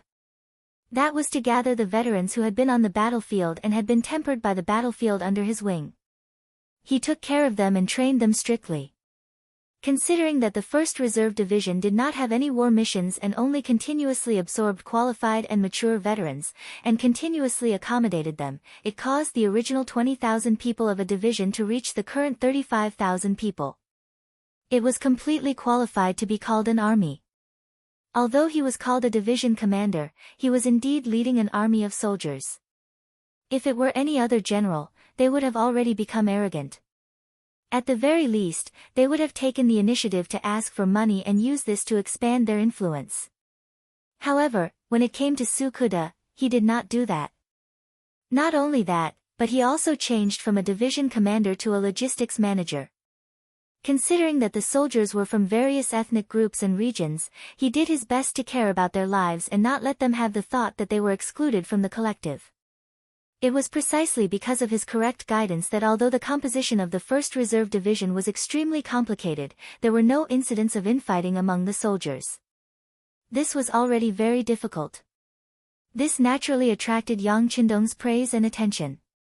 Since he was a useful talent, Yang Qindong naturally would not let his own hands be covered in dust. This time, he called Su Kuda over to assign him an important military mission. Good steel could not always be polished. It had to be unsheathed to see blood.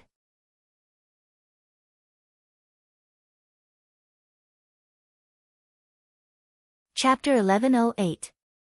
Su Kuda also knew that there was a task for him. At this moment, he was very excited, but he still tried his best to show a calm face. How is the army's morale? As soon as they met, Yang Qindong did not immediately give him a task, but was concerned about the army's morale. Replying to the 6th young master, there is no problem at all. All the soldiers are people who have experienced life and death on the battlefield, and now they are eager to achieve more merits. Su Kuda answered truthfully. Yang Qindong nodded lightly. The composition of your 1st Reserve Division is complicated. Although they are not new recruits and know the discipline of the army, because they have all seen blood and killed people, and some of them have even walked out of life and death situations, these people are often harder to manage. If there is a mistake, it will be a big problem. As the head steward, you have to put in a lot of effort, especially thinking, you can't stop for a moment. Even Yang Qindong had called out the name of the head steward, causing Su Kuda to smile mischievously and guarantee, 6th young master, please rest assured, this student will not dare to neglect even a little bit. Su Kuda, who had graduated from the Academy of Crimson City, called himself a student was not a problem. After all, the title of the first dean of the Academy of Crimson City was Yang Qindong's. Good, it's good that you have such confidence. Since that is the case, I can pass on the next task to you without worry. Come, tell this young master what you know about Awaju Island. Yang Qindong began to test the other party. Many times, in a war, you need to know yourself and know your enemy. It is not something that can be done well just by being hot-blooded. Hearing Yang Qindong call himself the young master in front of him, Su Kuda was a little excited. After Yang Qindong was given the title of Bugnam of Gojoseon by the Emperor of Baiming, in most situations, he called himself the king. Only in front of people he thought were close, would he call himself the young master. Since Su Kuda was able to enjoy such treatment, it proved that he had already become a close person in Yang Qindong's eyes. Naturally, he was very excited. In order to perform better, he gathered his words and said, 6th young master, Awaju Island is an independent island. It is the bridge between Nanhai Province and Ji Prefecture, as well as the transit station for goods. As long as we occupy this place, the entire South Sea Road will be isolated. Listening to Su Kuda's knowledge of Awaju Island, Yang Qindong nodded with satisfaction from time to time. It was good that the other party had done the work in advance. He liked the officers under him to use their brains. Only such people could better deal with complicated situations.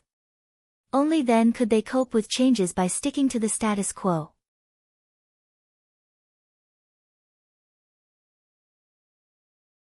Otherwise, when Ashikaga Yoshimasa unified the entire Japanese empire, if he wanted to deal with him at that time, he would undoubtedly have to pay a much greater price. Thus, Yang Qindong came. He appeared on the land of the Japanese empire with a not very sufficient army. This was why he was able to fight steadily and surely. It was not like when he dealt with the other small countries in Southeast Asia, where he did not make a move, but once he made a move, he would use thunderous means. Since he knew that he did not have enough troops, Yang Qindong had to think of other methods. The best method he could think of was to use the Japanese against the Japanese.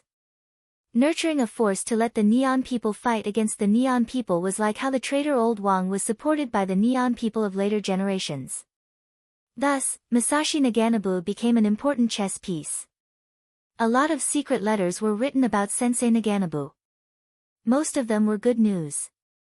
The last secret letter wrote that Sensei Naganabu had unified most of the warlords in the Shanin-do, and the military strength had increased from the original 10,000 to 50,000. Of course, Sensei Naganabu had the wisdom to do this, but more than that, it was because Yang Qindong could afford it. In the face of absolute benefits, not many Japanese army generals could resist the temptation. It was just that 50,000 people were not enough to face the 100,000 troops led by Maori regularization that were about to enter the Shanin-do. Looking at the secret letter, Yang Qindong hesitated for a moment, then wrote a note. Add another 1 million silver taels. In any case, Sensei Naganabu cannot be defeated in the short term. After writing this note, Yang Qindong called Beta Persei, who was guarding outside the door, and handed the note to him and asked him to do it immediately. This was related to his conquest of the entire Japanese empire. He could not afford to lose. Beta Persei respectfully took the note and left. Before he left, he handed another urgent telegram to Yang Qindong. This was a telegram from Kusanagi City. Not to mention the content, just the names of Tiger's Mane, Yumian, and Yang Si were all included in the telegram, which was enough to prove the importance of this telegram. Looking at the main body of the telegram, he saw the three of them pleading to send troops to Baiming. Since Yang Qindong sent troops to the Japanese Empire, General Ashikaga Yoshimasa felt extremely pressured. Under the instigation of his subordinates, he asked for help from Baiming. After all, the Japanese Empire was still one of the vassal states of the Ming dynasty, and it was also one of the non-conquering states. Now that they were invaded by the Bugnam of Gojoseon, who was personally appointed by the Emperor of Baiming, it was natural for them to work hard. With the support of Yang Qindong and the financial support of the Baiming Zhu family bank, the Emperor of Baiming, Zhu Qiyu, became arrogant. Originally, he was quite afraid that the development of the five-star army was too strong, and he had long suspected that his achievements would overshadow the emperor. However, considering that his financial resources were tight, he had to endure it. However, with the support of the Zhu family bank, Zhu Qiyu, whose financial resources had greatly increased in a short period of time, finally decided not to sit and watch the development of the five-star army. After communicating with Zhu Qizhen of the southern Ming dynasty and Yeshen of the Wala, and everyone's opinions were basically the same, he finally took action. Under Zhu Qiyu's order, all the logistics channels of the grassland five-star army were cut off. For a time, the first city and other places became isolated cities. Fortunately, Yang Qindong was already prepared, so it was not a problem to hold on for a while. The first city had been built for several years, and it had always been self-sufficient, so it was not a big problem for it to be suddenly blocked. However, the situation became very difficult for the new Second Army in Jingzhou and Shaojing. Not only did the Baiming army cut off the various channels from the outside world to the first city of the grassland, but they also sent troops to besiege Shaojing and Jingzhou. Although they restrained themselves and did not send troops to attack, without any external help, once the city was besieged for too long, it would collapse sooner or later when they ran out of ammunition and food. As the most important minister that Yang Qindong left in the grassland, Tiger's Mane naturally saw the problem. Worried, he found the city lord, Yu Mian, and the logistics division commander, Yang Si. The three of them sent a telegram at the same time. The general idea was that they were allowed to leave the first city and go to Jingzhou and Shaojing to bring the new second army back. Yang Qindong had said a long time ago that both the people and the land would exist. With this idea, they wanted to protect the new second army. However, such a move would inevitably pass through the area controlled by the Baiming army. If it was not done well, it would cause a big change. Therefore, they asked for instructions from Yang Qindong. Yang Qindong, who sighed in his heart, put down the telegram and closed his eyes to ponder. The great Ming dynasty was still a dynasty with a lot of backbone. Yang Qindong himself did not deny this. It was just that he was too deeply immersed in Confucianism and was used to a comfortable life. It was inevitable that his vision was not long-term enough. Moreover, after Zhu Di, none of the successive monarchs had the intention to expand. It was this period of peace that gave the Western countries a chance to catch up with them. It was precisely because he knew this that Yang Qindong would not let such a thing happen again. He did not want his descendants to blame him. Even if their ideals were not the same, there would be a war sooner or later. However, starting a war now was not what Yang Qindong wanted.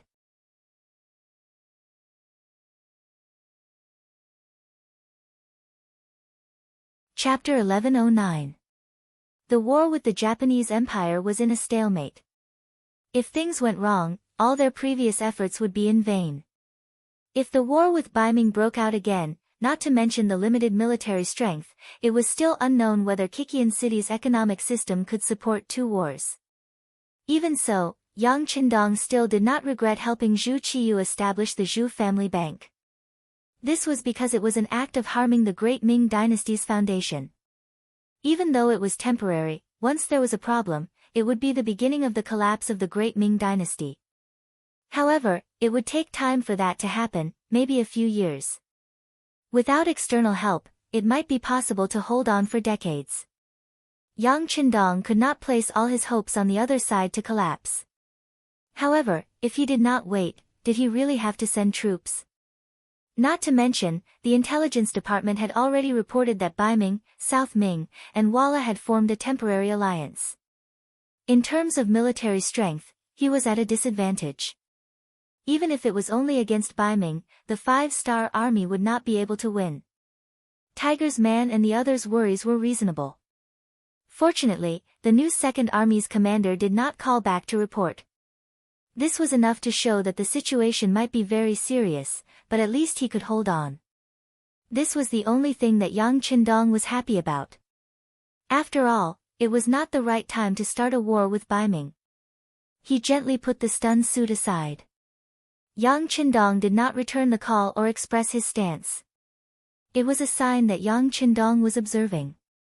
The most important thing now was to take down Nanhai. As long as the Japanese Empire's navy was completely destroyed, they would be able to control this area. At that time, no news about this place would be leaked. He wanted to see what Zhu Qiyu would do in the absence of any news. 5 days after the high-level military meeting, the military operations against Nanhai began one by one. The first to act was the ships of the 4th Division. They suddenly appeared in the waters of Awaju Island and then attacked with artillery, destroying all the ships on the island's dock.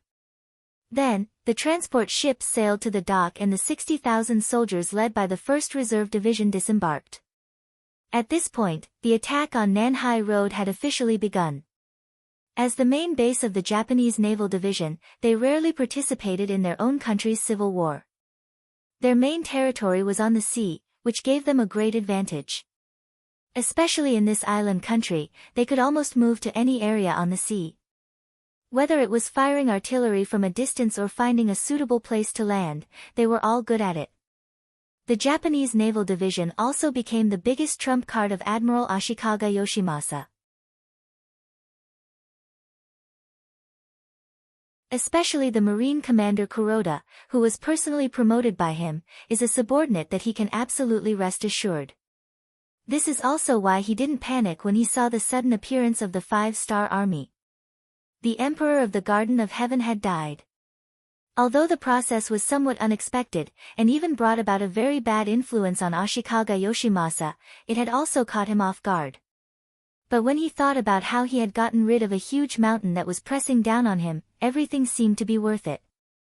As long as he could solve the current civil war, then after a short period of pain, he could reap the harvest. Especially when he saw that the biggest force opposing him, the Flatwell Field, was slowly retreating under the pressure of his army, and was about to be completely wiped out, Ashikaga Yoshimasa was in a good mood. He even began to imagine how he would take back all the territory that the 5-star army had swallowed after the civil war was resolved, and then make them leave the Japanese Empire with their tails between their legs. He never thought that the 5-star army, in a situation where they were clearly at a disadvantage, would actually dare to suddenly attack Nanhai Road and launch a sudden attack on the Flatwell Field Island. This completely unexpected move really caught Ashikaga Yoshimasa off guard. Baka! King Wunan of Daimyong, you can't keep your word. In the army camp, Ashikaga Yoshimasa was angry. When the commander was angry, the others naturally kept their mouths shut, afraid that the anger would affect them. Among them was the famous Fukada Tani, who had returned after being defeated in Qing and Beijing. At that time, the Grand General had left 30,000 soldiers for him to guard Qing and Beijing. He thought that this was the safest job, and immediately patted his chest and promised that as long as Qing and Beijing was there, he would be there, and as long as Qing and Beijing wasn't there, he would die. Thus, he was praised by Ashikaga Yoshimasa. Then, the 5-star army launched a sudden attack. First, it was the artillery bombardment that reduced the number of soldiers in the army to freezing point. Then, the 1st Cavalry Division's attack began. The terror of this army was still lingering in Fukada Tani's mind. When he thought about how the enemy had attacked the city in just an hour, forcing him to flee in panic, his legs couldn't help but tremble. Then, Fukada Tani met up with the main force and came to Ashikaga Yoshimasa's side. At this moment, no one mentioned the military promise from before. As long as the city was there, the people would be there, and the people would die if the city was lost. However, he knew in his heart that the Grand General definitely hadn't forgotten about this. As expected, Ashikaga Yoshimasa, who was angry, started to look at the generals below him. When his gaze moved to the front of Fukada Valley, it stopped moving and slowly came to a stop. Even though he didn't raise his head, he could still feel the burning gaze. Fukada Tani slowly raised his head and saw Ashikaga Yoshimasa's scrutinizing gaze. This scene scared him so much that he almost screamed. Fukada Tani raised his head, and then his face was filled with fear. Ashikaga Yoshimasa didn't care about this, because he had already spoken.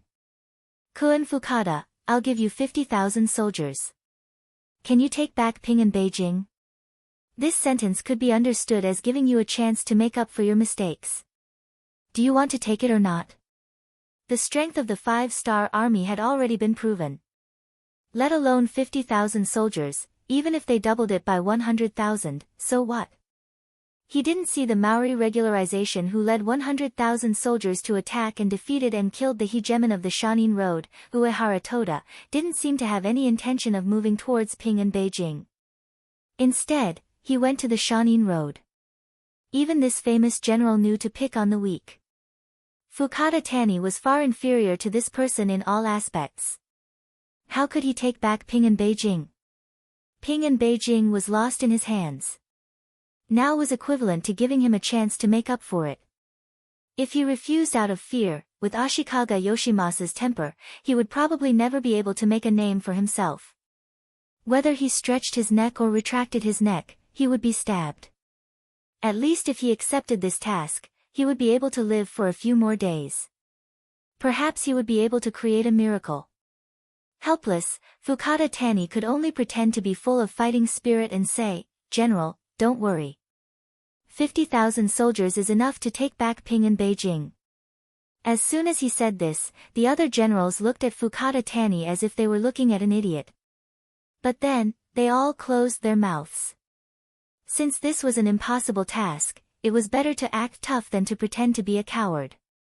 In fact, not only the others, but even Ashikaga Yoshimasa himself knew that with just Fukada Tani and 50,000 soldiers, it was impossible for him to pose a big threat to the five-star army in Qing and Beijing. However, he still did so. Naturally, he had his own reasons for doing so. There was no need for him to tell anyone else. Fukada Tani happily accepted the task. Ashikaga Yoshimasa naturally did not want to make trouble for him. He only said that he had already chosen the 50,000 soldiers for him. The provisions for the army should also be prepared. They could prepare for today and set off tomorrow. Thus, the military meeting ended. After the meeting ended, all the colleagues looked at Fukada Tani differently. It was as if they were looking at a dead man. Everyone could imagine that he had already lost Qing and Beijing and failed once. If he failed again this time, of course, he would definitely fail. At that time, it would be the end of his life. Fukada Tani, who could see something in everyone's eyes, could do nothing. Who asked him to be targeted by the great general? Now, other than obeying, the only thing left was to obey. He walked out of the tent pessimistically. When he returned to his camp and heard his deputy's report, he almost cursed out loud. It was also from his deputy that he found out that the 50,000 soldiers that the great general gave him were mostly old, weak, sick, and disabled. Almost all of them were captives. They were the spoils of Ashikaga Yoshimasa's campaign. Although being captives did not necessarily mean that they were not capable, it was not wrong to say that they were greedy for life and afraid of death. What was the difference between using such an army to conquer Qing and Beijing, which was occupied by the elite five-star army? "General, we do not have much provisions. It is only enough for 15 days. Although the deputy saw that Fukada Tani's expression was not good, he still had to report some things. Otherwise, he would not be able to do his job properly. 15 days of provisions? Ha, ha. Fukada Tani suddenly found that he was not so angry anymore. On the contrary, he even laughed. Of course, this was not true happiness. It was a kind of sad and bitter laughter because of his uncertain future. It would take at least 8 to 10 days to travel from Yuezhong Prefecture to Qing and Beijing. However, he was only given 15 days of provisions. Didn't that mean that he was only given 5 days to attack? If he failed, there would be no provisions in the army, and it would be impossible for him to retreat safely. It was a mission that he would not be able to return from. Fukada Tani did not understand why the great general made such an arrangement. Was it just because he was not pleasing to the eye? Then why didn't he just give the order to kill him directly? Why was this so? Of course, only Ashikaga Yoshimasa knew the reason. At this time, in his tent, the captain of the samurai team, Yamaguchi Fukada, was standing there with a nervous expression. Previously, he received the mission to kill Matsumoto Kazuma. Although he did not see the corpse, based on his many years of experience, he thought that his old opponent who had lost too much blood would definitely die. When he returned to the great general, he reported the same thing. But who would have thought that in the end, Matsumoto Kazuma did not die? Instead, he stood up and publicly accused the great general.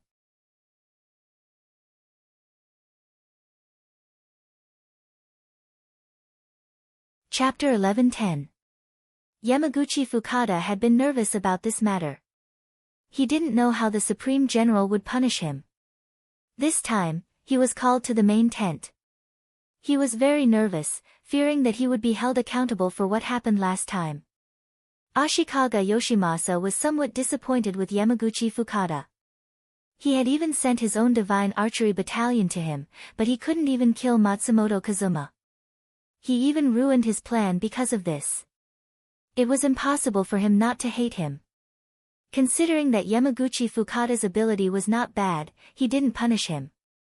On the contrary, he wanted to give him an opportunity to make a great contribution. Yamaguchi-kun, this time I called you here to give you a special mission. Go to Qing and Beijing to assassinate King Wunan of Daimyong. Is there a problem? What? He thought that he would be reprimanded or even punished. Even if he had to suffer some physical pain, it would be normal. He didn't expect that he would be asked to carry out a mission, and the mission was to assassinate King Wunan of Daimyong. Looking at Yamaguchi Fukada's surprised expression, Ashikaga Yoshimasa was a little unhappy. His voice was a little low because of this. What? You don't want to go? Yamaguchi Fukada, who finally recovered, first nodded, then realized something. He quickly shook his head and said, I'm willing to go, I'm willing to go. Please rest assured, Supreme General. This time there won't be an accident. I will bring back King Wunan of Daimyong's head. It was no wonder that Yamaguchi Fukada was so excited. He was completely different from Fukada Tani. The latter was a general in the army. He paid attention to controlling the overall situation on the battlefield and strategizing. Since he was a martial arts expert, he should be carrying out a special mission. It would be a great waste to throw such a person into the battlefield and fight him openly. It was precisely because of his position that Yamaguchi Fukada knew that his opportunity had come after hearing the Supreme General's mission.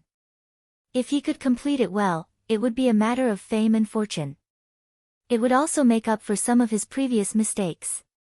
He wouldn't have to live in fear in the future.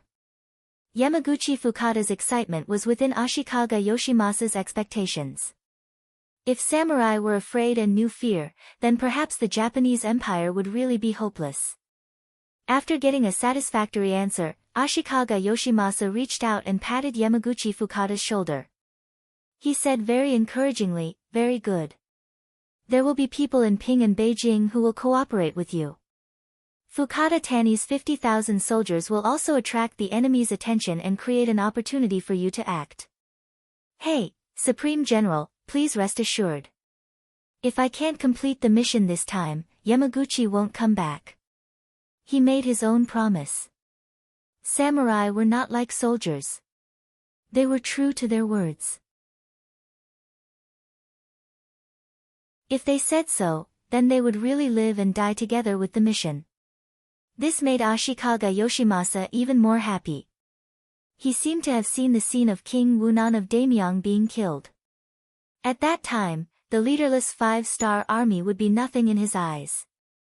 On Yang Qindong's side, some information about Ashikaga Yoshimasa had also been sent to him. When he saw that the Supreme General of the Japanese Empire had sent 50,000 soldiers to attack Qing and Beijing, he couldn't help but smile. Did he think that 50,000 soldiers could threaten the safety of Qing and Beijing? The one who had come was Fukada Tani, whom he had defeated before. Yang Qindong really didn't know what to say. Of course, he was not a god. He didn't know that a samurai team was secretly coming to Qing and Beijing to take his life. Now, he was thinking about how to deal with the 50,000 Japanese army. Qing and Beijing had been occupied, but it wasn't very peaceful. After all, in the eyes of the Japanese Empire, Yang Qindong was an invader. Most of the people could only swallow their anger because of the strength of the 5-star army. However, there were still some people who had been resisting. It was just like when they invaded China in the future. Many people resisted in various ways. Although they were called ordinary people, they were nothing in front of the armed soldiers. However, many ants could bite an elephant to death. Therefore, during this period of time, Yang Qindong had been leading the migration of people. Speaking of which, why was there so little resistance when Yang Xie had occupied so many places? It was because of the migration of people. When a person wanted to resist and was suddenly transferred to another place, they would have to face a strange group of people, or even a foreign race that they didn't know.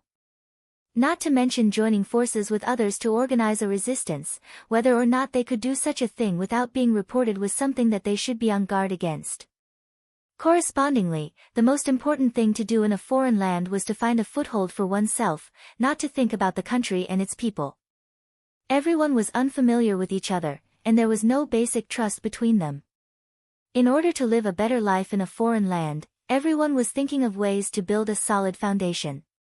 At this time, if they could report other people's wrongdoings and gain the attention and rewards of the 5-star army and Yang Xia, it would be very beneficial for them to start a new life. People were selfish. After knowing that resistance was useless, the most they would think about was how to adapt to the situation and live a better life. It was with this mentality that the voices of opposition were completely suppressed, and they slowly moved towards a new life. Yang Qindong adopted the same strategy for the Japanese Empire. What he wanted was to break up the Japanese Empire and reorganize it. In the end, he wanted to completely kill some people's thoughts of revenge and resistance. The migration of people in Qing and Beijing was also in progress. However, because this was the capital of the Japanese Empire, there were more than 1.5 million people. It would take time to achieve what he wanted. Qing and Beijing was not stable internally, so it was not suitable for there to be any foreign enemies. Otherwise, it would be tantamount to giving hope to those who already wanted to feel at ease. Once the 1.5 million people of the Japanese Empire all stood up and resisted, the 5-star army would really have to leave here. I can't let Fukada Tani bring the army to Qing and Beijing, even if their strength is average. Yang Qindong said in his heart. Then his brain was working quickly to find a solution. After the blood transfusion, Matsumoto Fuma's physical condition was getting better day by day. After all, he was at the level of a special ninja. As long as he didn't really lose an arm or a leg, there wouldn't be any major problems. Matsumoto Kazuma, who had recovered 90% of his body, began to pay more attention to ninja training and the growth of the ninja team. After experiencing so much, he knew that if he wanted to live and live well, he must have enough strength. Otherwise, he was afraid that he would only become cannon fodder in the eyes of others. With such a belief, and Yang Qindong gave enough money for training funds, the ninja team began to recover step by step and walked on the right track. Matsumoto Kazuma, who was participating in the training, finally had a smile on his face. He seemed to see the hope of the future ninja. At this time, Beta Persei suddenly appeared in the ninja training ground. For this Bugnam of Gojoseon's close aid, Matsumoto Kazuma knew how powerful he was, so he quickly put down the work in his heart and took the initiative to come and greet him. Matsumoto Kazuma, young master wants to see you, come with me. After just glancing at Matsumoto Kazuma, Beta Persei announced the purpose of his visit, then turned and left. The reason why he personally came to announce this task was to see the enthusiasm of the ninja training. Now that he has a general impression, he can go back and report. Knowing that Bugnam of Gojoseon wanted to see him, Matsumoto Kazuma didn't dare to have any neglect. After agreeing, he walked behind Beta Persei. Along the way, he kept saying good things, trying to get some practical information from Beta Persei's mouth. Matsumoto Fujin had done some research on the Han people and knew that they were a nation with human emotions. A lot of things are about human relationships. As a ninja's spokesperson, different from those ninjas who only know how to train, Matsumoto Kazuma has some ways to deal with human relationships. But in the face of Beta Persei, all the words are meaningless, and even led to a reprimand. Matsumoto Kazuma, I'm warning you for the last time. You'd better do what the young master wants you to do, and don't inquire about things that you shouldn't know.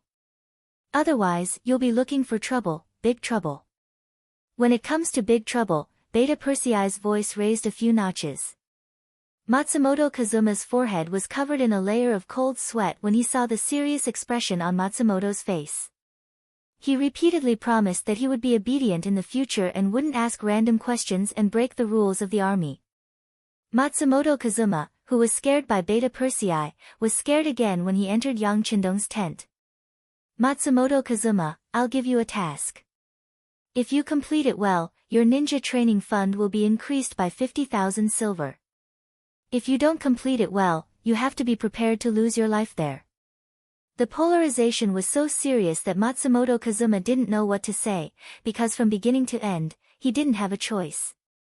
Thinking of Beta Persei's warning, he had to pinch his nose and said, "Yes, please give the order to Bugnam of Gojoseon." "Well, the task is very clear. Persuade Fukada Tani, who is rushing to Qing and Beijing, to turn to Shanin Road and cooperate with Sensei Naganabu there to deal with Maori regularization." After giving out the task very simply, Yang Qindong sat with his arms crossed and looked at Matsumoto Kazuma, waiting for his answer. Persuade Fukada Tani, this is the way Yang Qindong came up with to deal with Ashikaga Yoshimasa. If the task is done, there will be no war in Qing and Beijing, which is of course very important for the smooth implementation of the migration plan. As for whether it can be done or not, he is not worried, it just depends on whether the price paid is enough. On the contrary, the person to be sent to persuade him gave him a headache. Later, he found out from the resources that Matsumoto Kazuma and Fukada Tani have a good personal relationship. After all, they used to work together in Qing and Beijing. So he decided to give the task to this person. It turned out to be a surrender mission. Shouldn't ninjas carry out assassinations? Matsumoto Kazuma could only think in his heart, but he didn't dare to say it out loud. In his eyes, Yang Qindong was too strong. Not only was he strong, but the three special ninjas also said that this person's strength was extremely high, and even the three special ninjas were not his opponent. Such a person said such words, he didn't dare to refuse, and he couldn't refuse. Yes. Whether unwilling or not, at least at this moment, Matsumoto Kazuma completely agreed.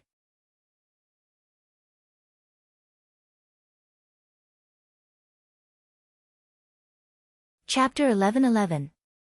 Northern Road, Ruasoa County. This was the border between Shanin Road and the Japanese Empire's capital, Qing and Beijing, was in the south. They took their time along the way. Originally, they could have finished the journey in 8 to 10 days. However, with Shin Tianya leading the way, they walked for 11 days. When night came, he was in the temporary military tent with a worried face. The provisions that they brought could only last for 4 days. Once this news was spread, the morale of the 50,000 soldiers would be immediately disrupted. At that time, no one dared to imagine what would happen. At this moment, Fukada Tani felt like an abandoned child. He had a home but could not return. He had become a rootless tree. It was already late at night. Outside the tent, only the sound of patrolling soldiers could be heard. Fukada Tani was still standing in front of the map with a worried face. This time, they had to deal with the 5-star army.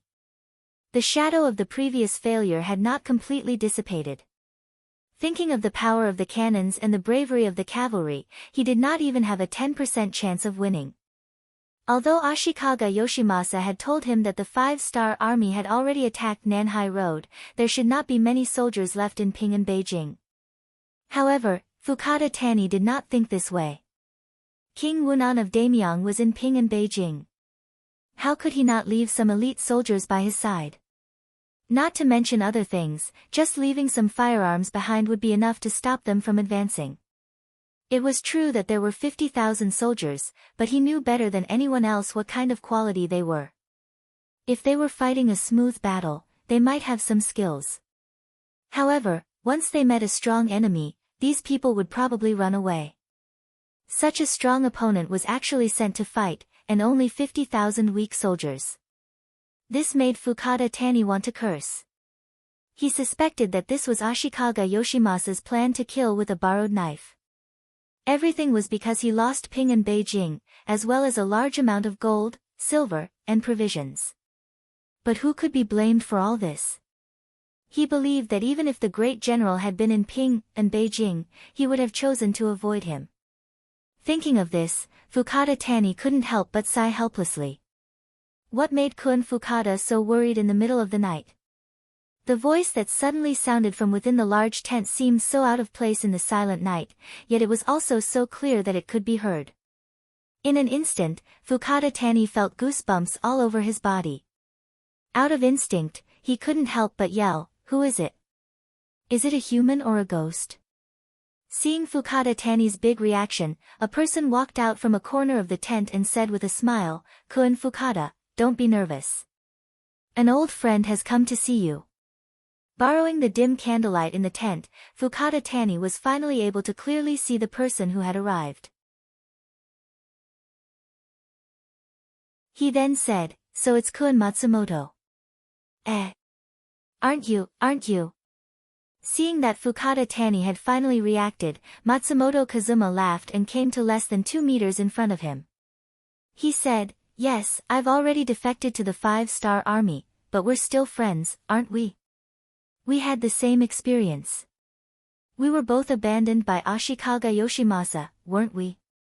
Matsumoto Kazuma's entry point was very good. He found the same experience that both of them had. Back then, he was also one of the people that the great general valued the most. However, when he didn't complete his mission well, he was met with a bloody massacre. If it wasn't for the 5-star army saving him, he would have already been a dead man. Fukada Tani was the same. As a former famous person, he wasn't a nobody. Because he held a portion of the military power, he was also one of the people that the great general roped in. However, after the death of the emperor, the great general's strength grew again and again. His strength was no longer in the great general's eyes. Especially after losing Qing and Beijing, he didn't have a good day. He was always in fear and didn't know when the great general would come to find trouble with him. Now, it was even better. He brought 50,000 weak soldiers to battle. What he had to face was the 5-star army, which was known as the strongest in the world. This was clearly an act of seeking death. It wasn't an exaggeration to say that he was an abandoned child. On the contrary, it was very appropriate. In a way, the two of them were both abandoned children. In the past, they were very familiar with each other. Now that they had the same experience and met again, they had a lot of feelings and even a sense of identity. This was one of the reasons why Yang Qindong sent Matsumoto Kazuma to carry out the mission. Two people who had the same experience would always have more things to talk about. Not to mention, with Matsumoto Kazuma's ability, once things went wrong, it wouldn't be easy to make him stay. This gave the matter a 30% chance of success. When others said that he was an abandoned child, Fukada Tani would more or less defend himself. It was also possible that he would accuse the other party of slander. If it was Matsumoto Kazuma who said this, he wouldn't have any doubts.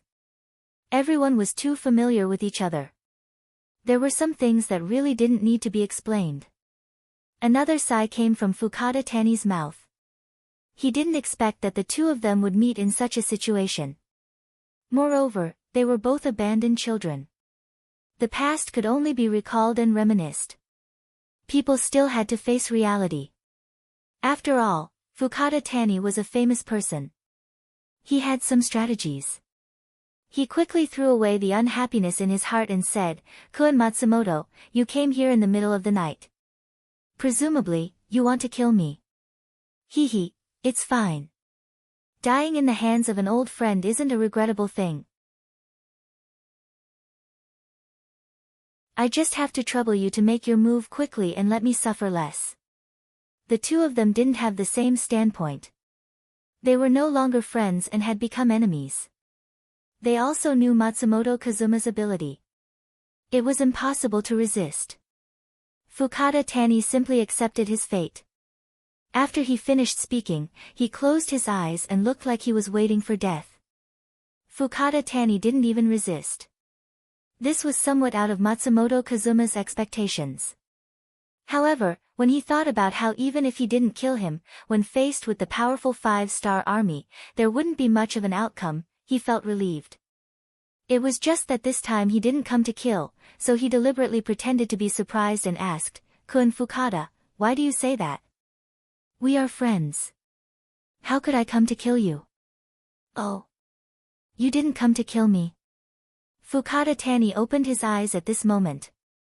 In fact, when Matsumoto Kazuma appeared and didn't immediately attack him, he could feel that the other party didn't really want to kill him. Otherwise, he could have just attacked directly. Just now, he was just putting on an act to show that even if he died, he wouldn't call for people to attack his former friend. Of course, as a friend, Not only will I not harm Kun Fukada, but I will also save you this time. Since he said this, Matsumoto Kazuma didn't hesitate. He told him that King Wunan of Daimyong originally wanted to kill him, but after he found out, he pleaded for mercy and said that he would personally go and persuade him. At the same time, he also told him that he would give Fukada Tani a way out.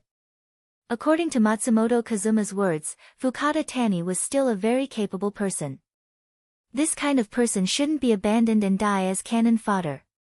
He should display his value. So he came. Fukada Tani naturally wouldn't believe Matsumoto Kazuma's words so easily.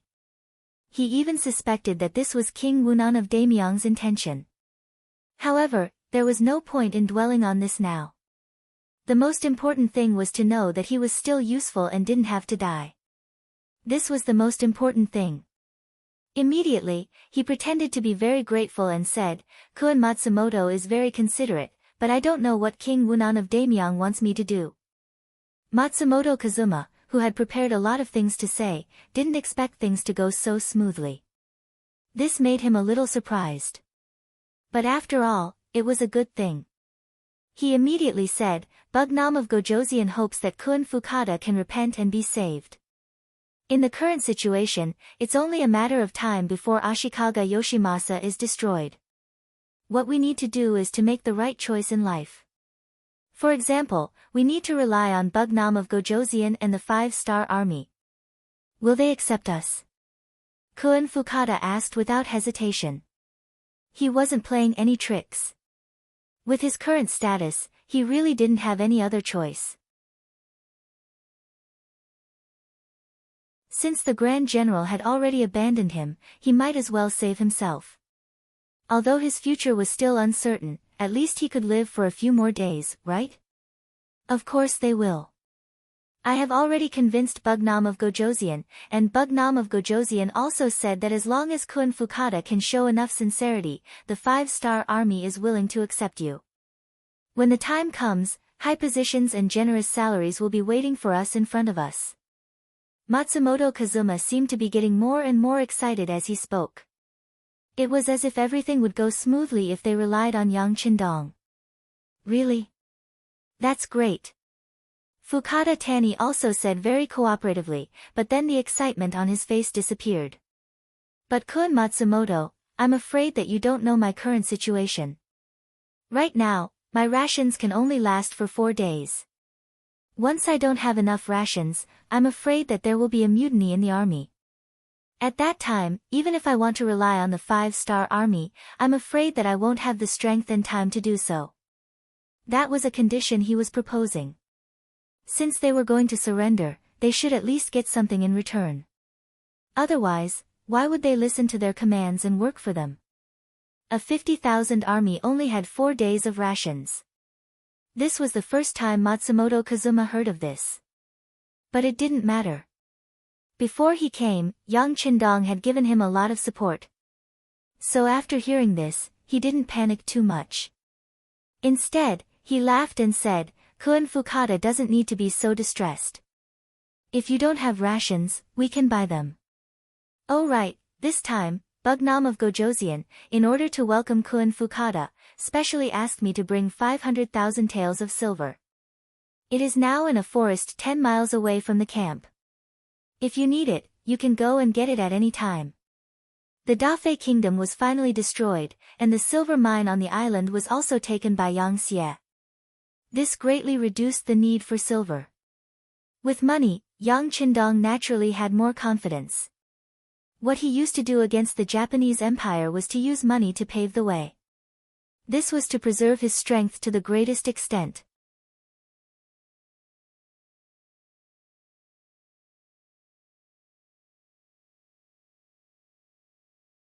Chapter 11-12. When Fukada Tani heard that he had to spend money to buy food, he wanted to laugh coldly. If there really was money, then what else could he say? However, before he could complain, he heard the words 500,000 taels of silver. He immediately froze on the spot. Then, he widened his eyes and asked in disbelief, 500,000 taels of silver? Is this true? It was no wonder that Fukada Tani was so excited. At this time, the money used in the Japanese Empire was mostly Yongle Tongbao. The Yongle Tongbao coins with the words ji and mu on them were all made by the Japanese Empire. After Ashikaga Yoshimasa took control of the currency, he began to reform it. The copper used in the currency was almost completely gone, replaced by other things. The Yongle Tongbao coins were originally one of the most exquisite currencies in China's history.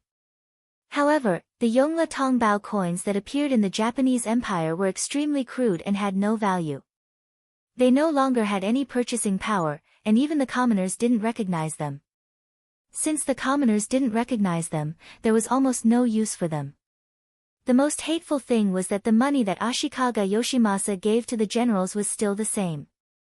This was equivalent to letting the horse run and not letting the horse eat grass. However, it was precisely because he had no money and no food that he was able to control the various armies and make them work for him. Currently, Fukada Tani had a large amount of crude and worthless Yongle Tongbao coins in his hands. If the commoners didn't recognize them, how could they buy food? This was one of the reasons why he was worried. However, now that he heard that there was 500,000 taels of silver, it was no wonder that his eyes lit up.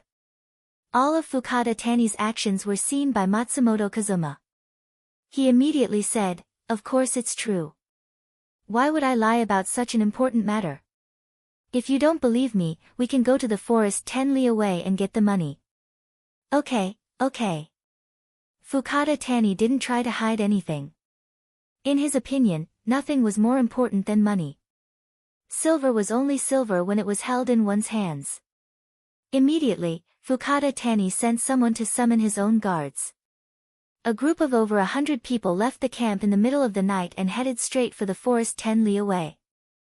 Fukada Tani trusted Matsumoto Kazuma so much because he knew that if Matsumoto Kazuma wanted to kill him, there was no need to beat around the bush. If Matsumoto Kazuma wanted to kill him, he could have killed him just now. The truth did not disappoint him. Sure enough, he found 10 large chests, each of which contained 50,000 taels of silver. After checking, Fukada Tani was naturally satisfied. Together with Matsumoto Kazuma and the guards, they carried the 10 large boxes back to the barracks. When they returned, it was already dawn. Many soldiers had already left their tents and were preparing to eat breakfast. Coincidentally, one of the chests had been knocked over on the ground. When the dazzling silver fell to the ground, it immediately attracted a lot of attention. Soon after, the news spread and Fukada Tani's 500,000 taels of silver was known by everyone. When they returned to the main tent, Fukada Tani had already changed from his previous dispirited state to that of excitement and excitement. What Matsumoto Kazuma said next made him even more excited. "Kun Fukada, I have a plan that can save us 500,000 taels of silver and get enough food. But I don't know if I have the guts to do it." "Oh. What plan?" With 500,000 taels of silver in front of him, Fukada Tani no longer had any doubts about Matsumoto Kazuma. He immediately asked eagerly.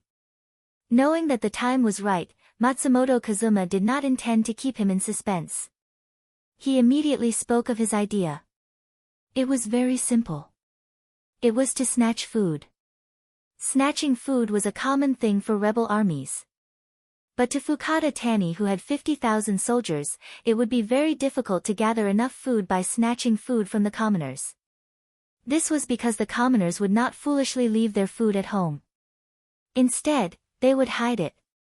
Moreover, without enough accurate information, not only would they not be able to snatch enough food, it was very likely that they would anger the commoners and lead to a chaotic battle, damaging their own strength. Thus, this was not something that an ordinary army would be willing to do. However, if they were to snatch food from other armies, the effect would be completely different. Since they were both armies, their food would naturally be gathered together. There would be no need to search everywhere and they would be able to gather large amounts of food to solve their urgent needs. Matsumoto Kazuma's idea of snatching food was to snatch food from other armies. After he spoke of his idea, Fukada Tani nodded continuously until he finally laughed out loud. After an hour, the various junior generals who were waiting outside the main tent were finally allowed to enter. Previously, these junior generals looked down on Fukada Tani. Some of them had even thought about where they would run to once the war started. But now, with the temptation of 500,000 taels of silver, everyone's mentality had completely changed. Money could make the world go round, let alone ordinary people. Fukada Tani was also watching everyone who entered the tent.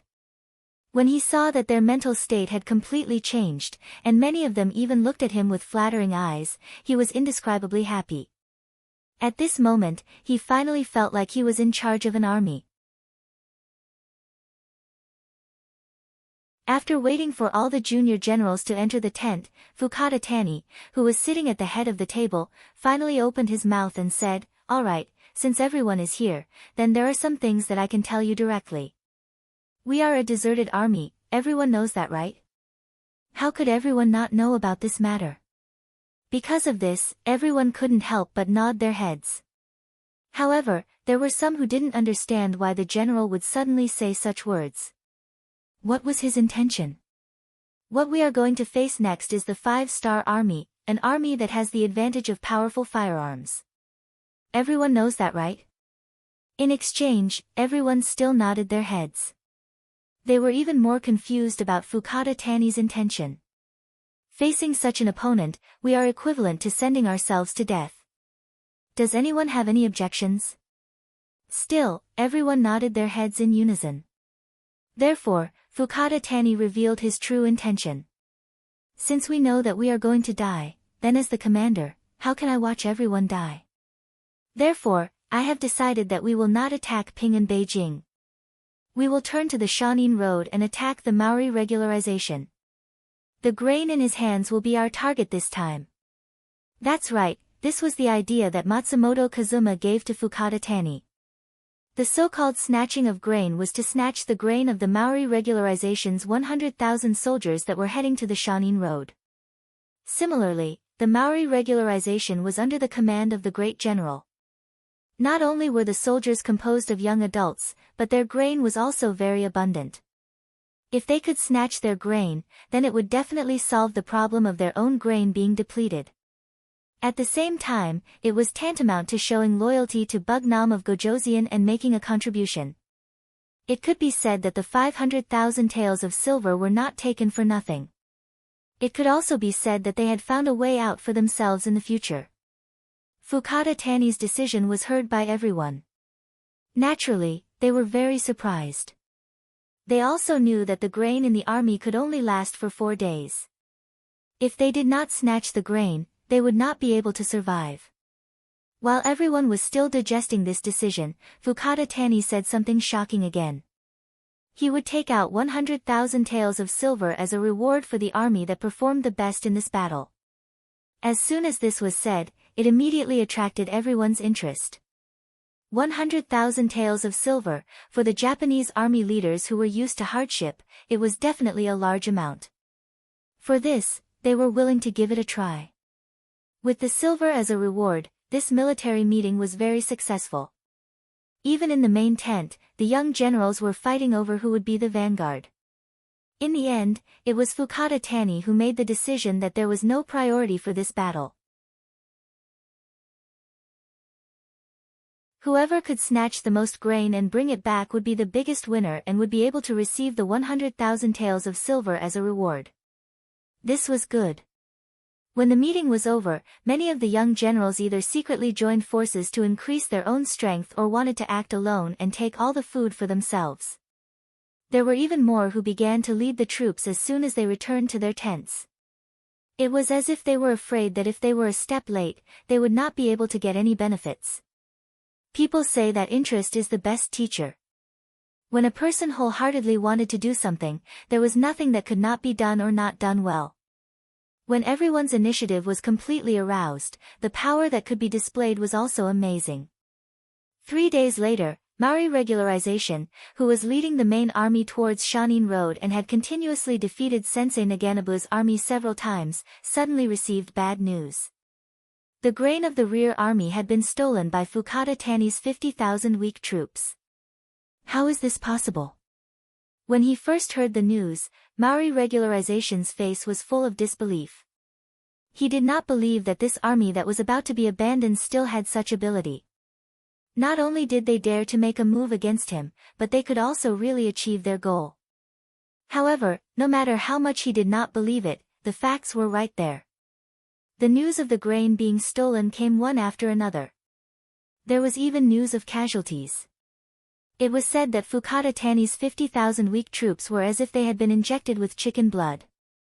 They displayed 120% of their strength and relied on numbers to defeat the elite Japanese army that was protecting the grain. In particular, these weak troops did not play by the rules at all. When they appeared, they swarmed like bees. When they attacked, they did not differentiate between the primary and secondary. It was completely chaotic. This made it so that even if one wanted to defend, they did not know how to defend. In any case, the grain being stolen and the loss of more than 3,000 soldiers was an irrefutable fact. Faced with the loss of the grain, Maori Regularization had no choice but to suppress the decision to continue attacking Sensei Naganabu. He turned around and retreated. While reuniting with the rear army, he asked the Supreme General for help and grain. Fukada Tani's sudden attack had caught Ashikaga Yoshimasa off guard. Originally, this was a gift that he had prepared for Qing and Beijing. He did not expect that he would shoot himself in the foot. This made him so depressed that he wanted to vomit blood. If it wasn't for the fact that the destruction of the Flatwell field was right in front of him, he would have led his army back and killed Fukada Tani.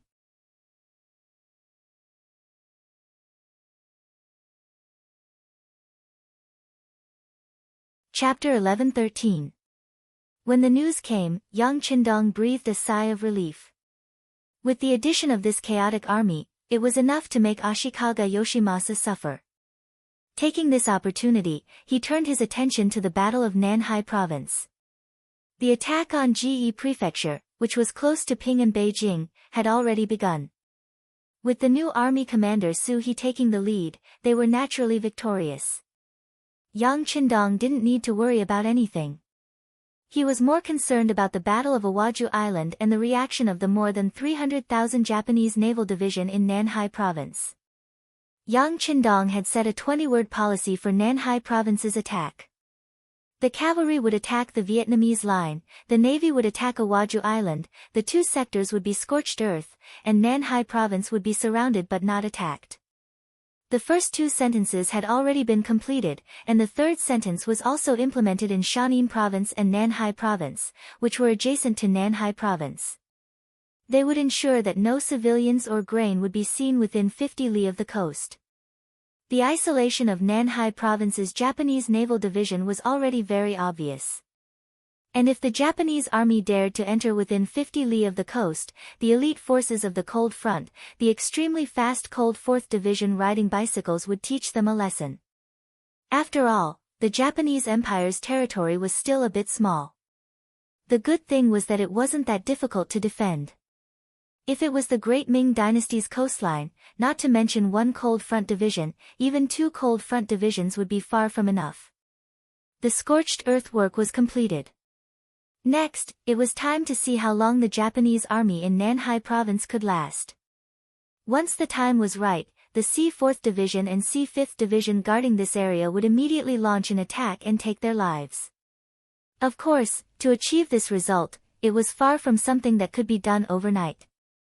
Right now, the main task was to attack Awaju Island.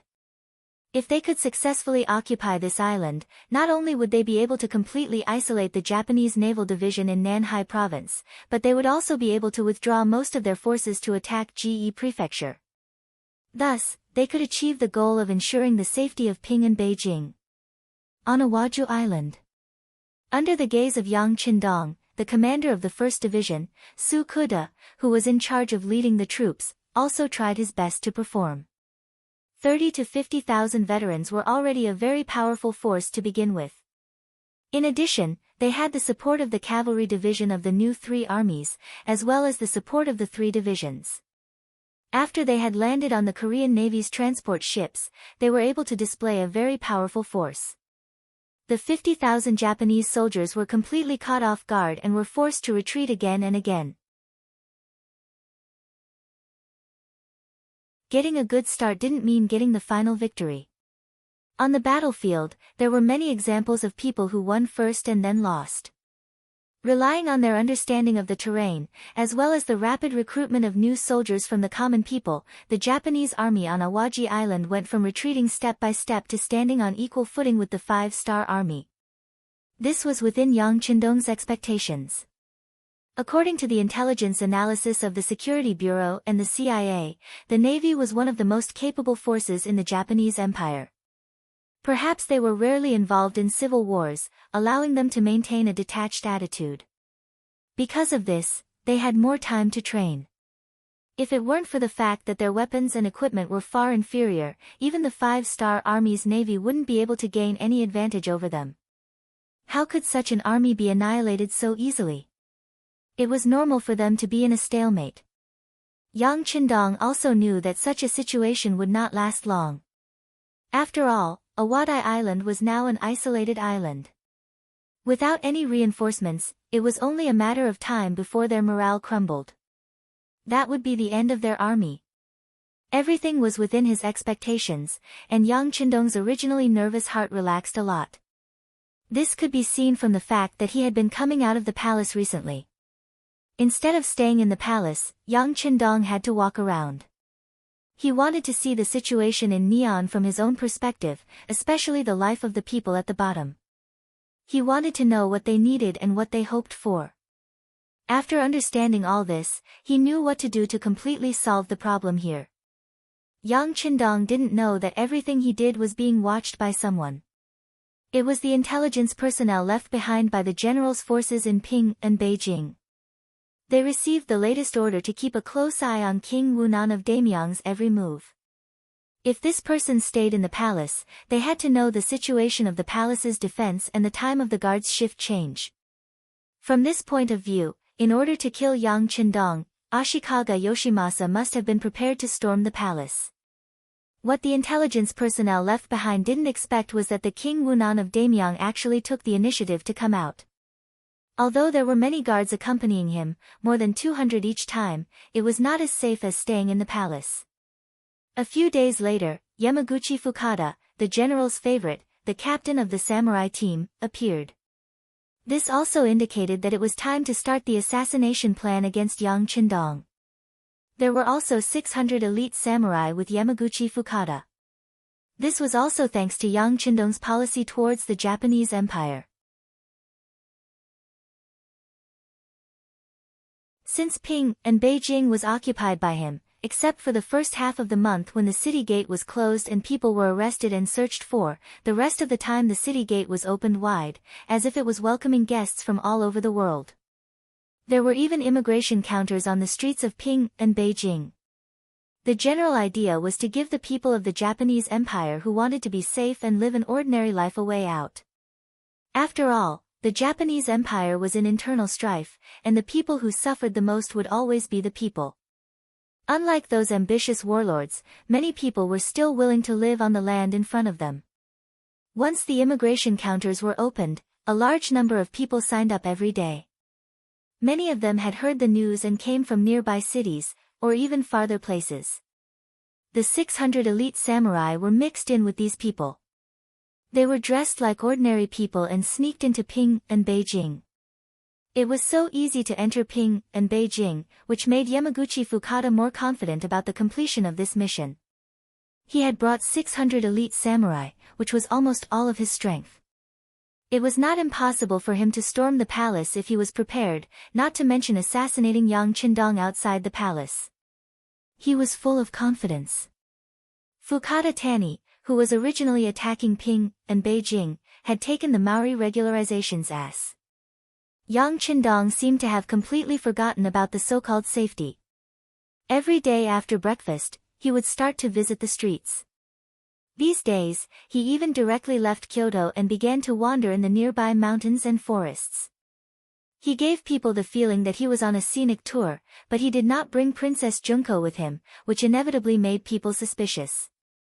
Some intelligence personnel of the Japanese Empire thought that King Wunan of Daimyong was waiting for something, and that he should have known that someone was going to assassinate him.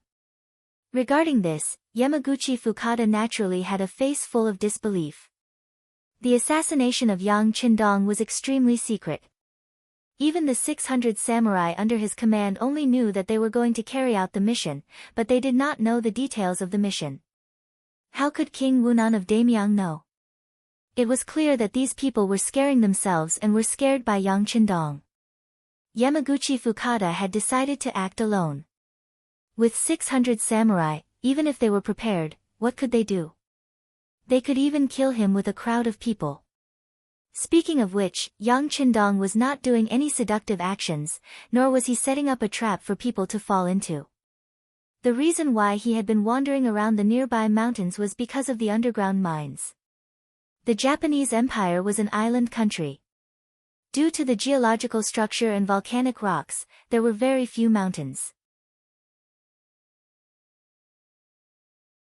However, in these mountains, there were relatively large reserves of coal, limestone, sulfur, copper, bismuth, and other minerals. The main reason why he appeared near Ping and Beijing was not because of these, but because he knew that there was a silver mountain nearby.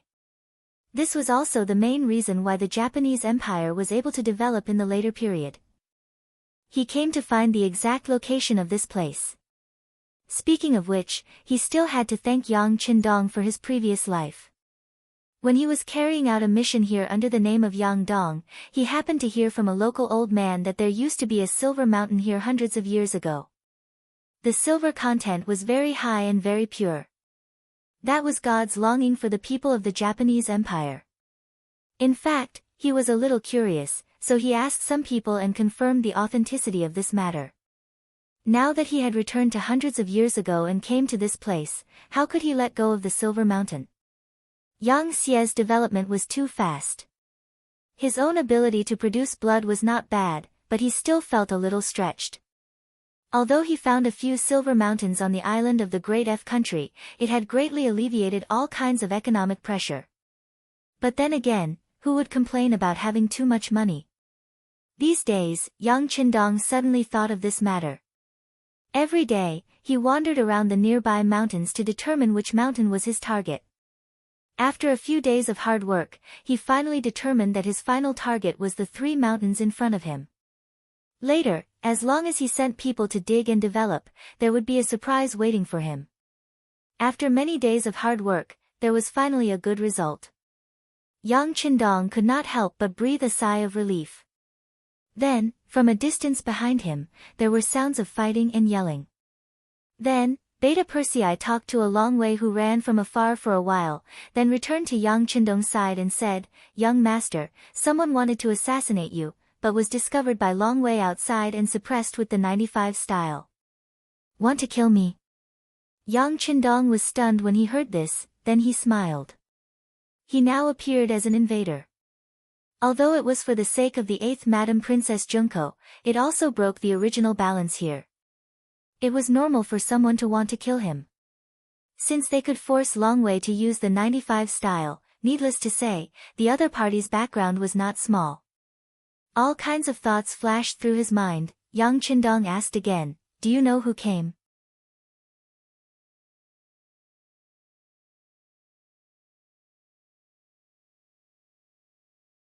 Chapter 11:14. I'll send someone to check it out. Beta Persei turned around and left. After a while, he took the 2 Long Wei soldiers and ran towards the direction where the gunshots came from. In that direction, Yamaguchi Fukada was smashing the ground with his fist. Some stones were smashed to pieces under the huge force, but he didn't seem to feel it at all. Samurai are different from ninjas. They can use the things around them, plus their own flexibility and speed, etc., to hide their body and achieve the effect of approaching the target at the closest distance. This way, they are better at assassination. In contrast, samurai's combat power is more powerful, but they are only strong in normal combat power. Every time they want to get close to the target, they have to make some big noise. Just like now, as soon as they made their decision, they were spotted by the dragon guards who were in charge of the outer perimeter security. After a failed warning, the dragon guards immediately opened fire. The dozens of warriors who were charging at the front were shot dead on the ground amidst the battle cries. The distance was at least 300 meters. The death of the samurai frightened Yamaguchi Fukada. He was forced to let the other samurai lie on the ground and try not to expose his body as much as possible. But at the same time, he was furious. This kind of opponent that he couldn't reach at all made him feel powerless. Under such a feeling, how could he be in a good mood? "Captain, let's retreat. The guns in their hands are too powerful, and they can fire continuously.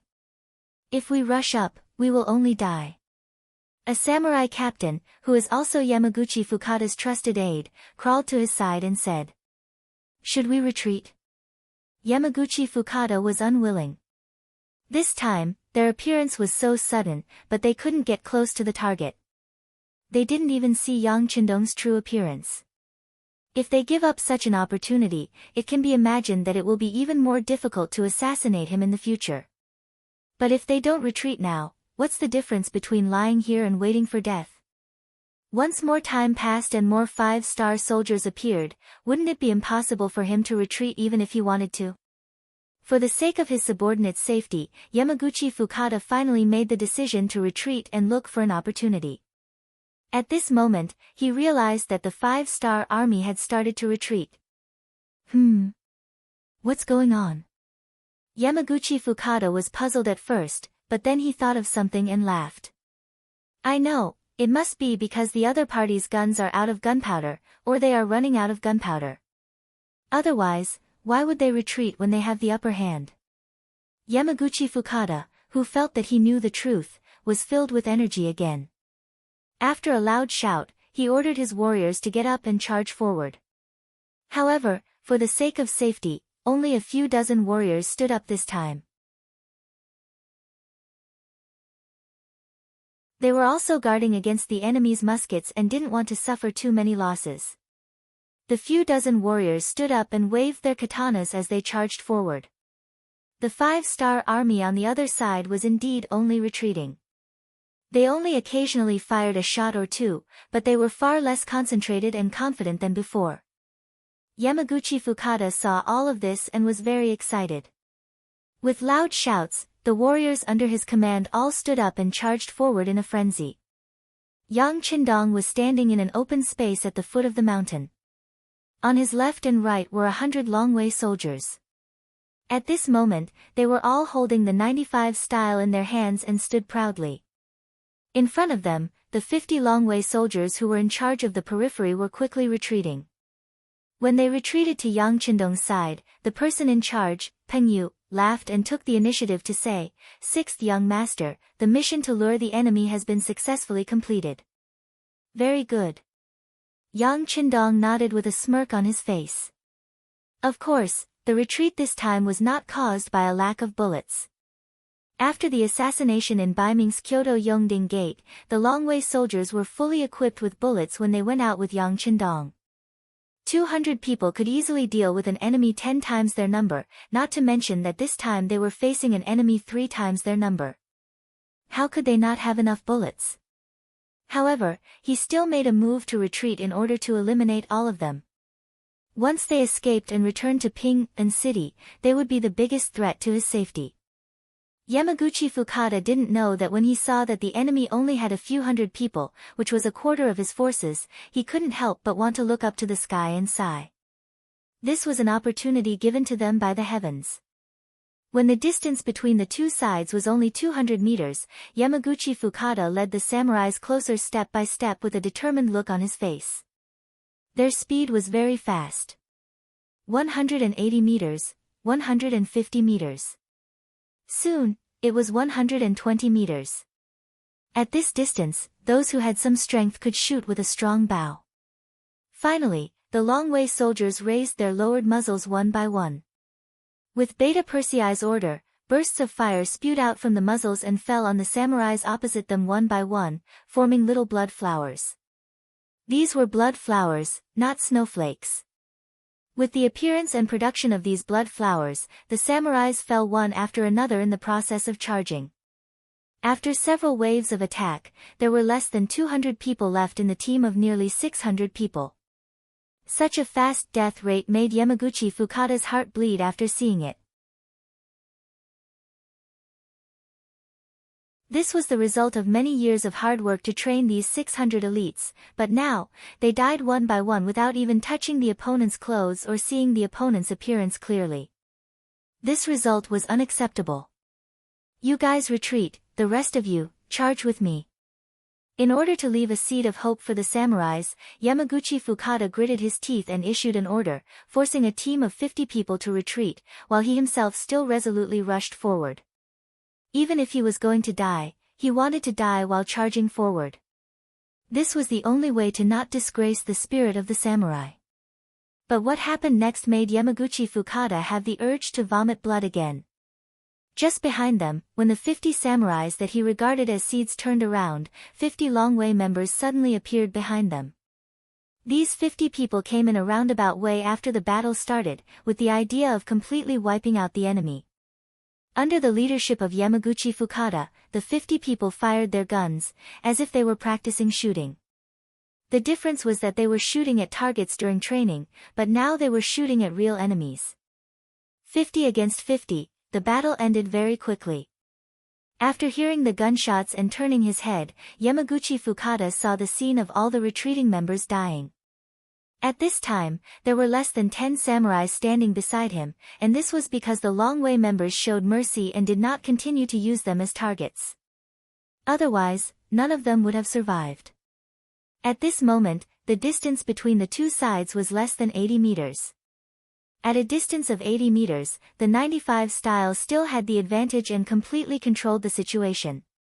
Beta Persei finally said, "You guys, surrender." Beta Persei shouted this sentence in Japanese. Although it was a little awkward, it was enough for the other party to understand what he said. Surrender. Yamaguchi Fukada's crazy face was constantly twisted. There was nothing more humiliating than surrendering to a samurai. Ninjas could surrender, but samurais could not. This had a lot to do with the requirements of their daily training and education. At this moment, Yamaguchi Fukada first shook his head, then shouted with all his strength, "I've heard that the 5-star Army's warriors are all good at fighting, but I don't know if you dare to fight with us in close combat and let us see your methods and abilities." This kind of scene often happened in later generations of TV dramas. Often, when the villain said this sentence, the omnipotent main character would appear.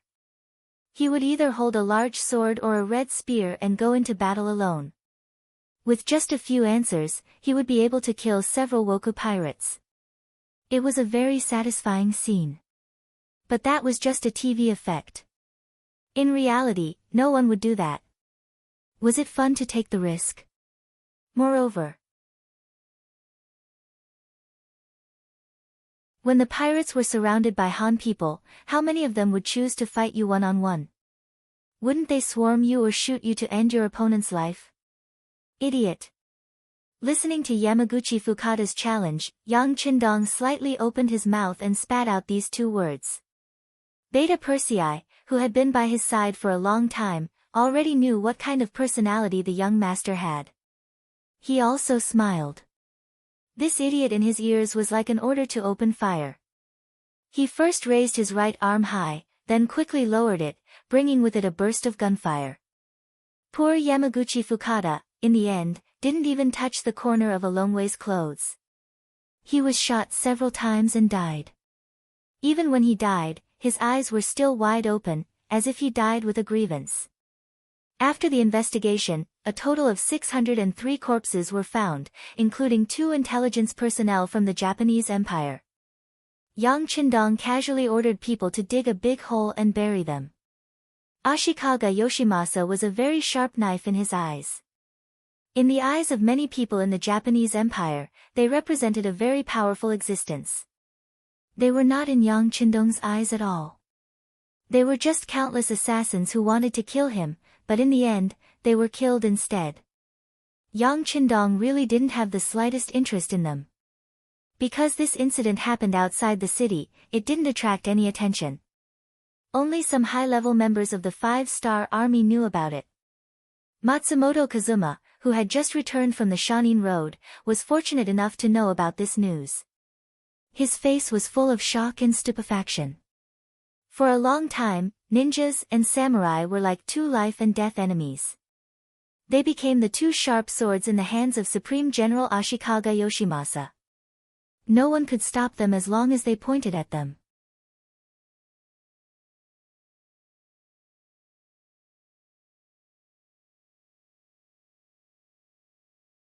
Chapter 11:15.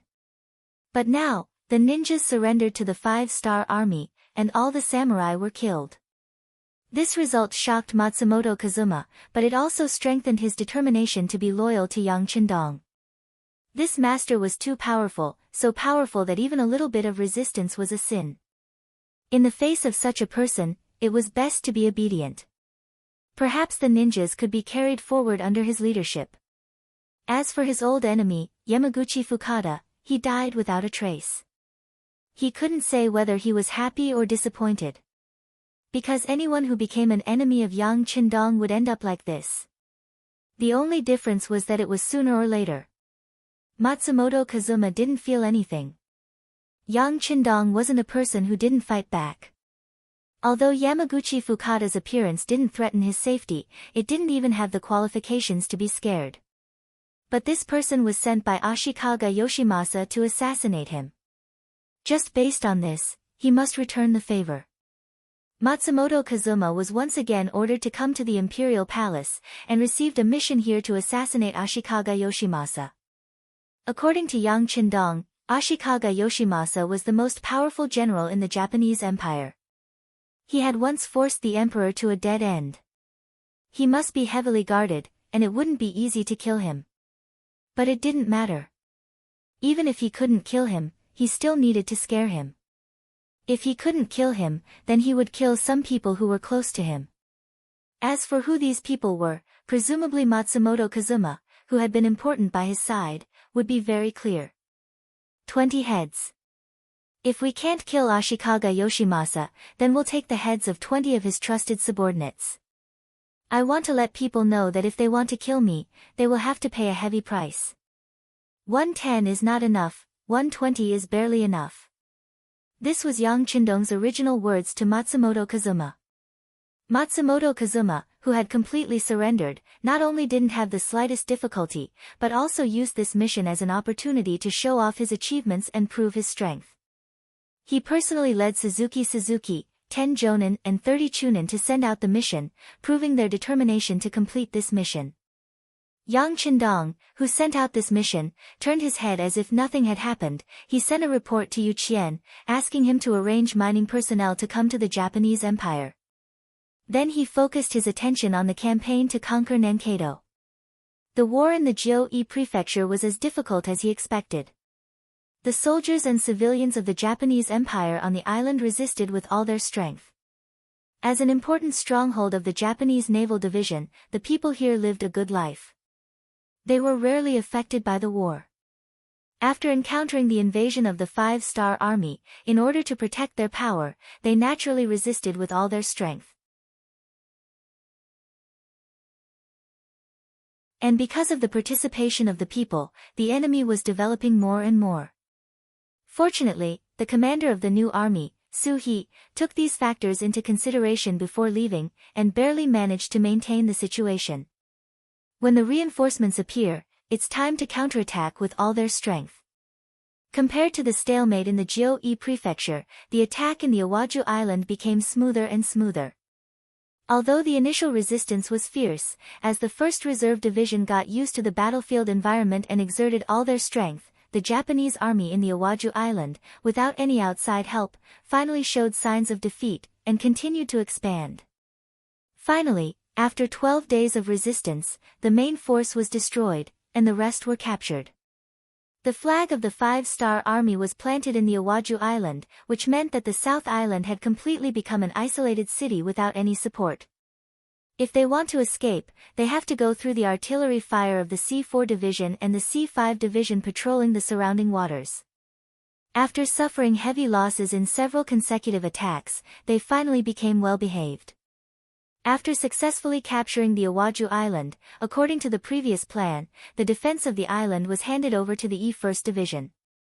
He himself took the 1st Reserve Division and a division of cavalry back to the Jiu-E Prefecture by transport ship and dealt with the remaining Japanese army together with Commander Suhi.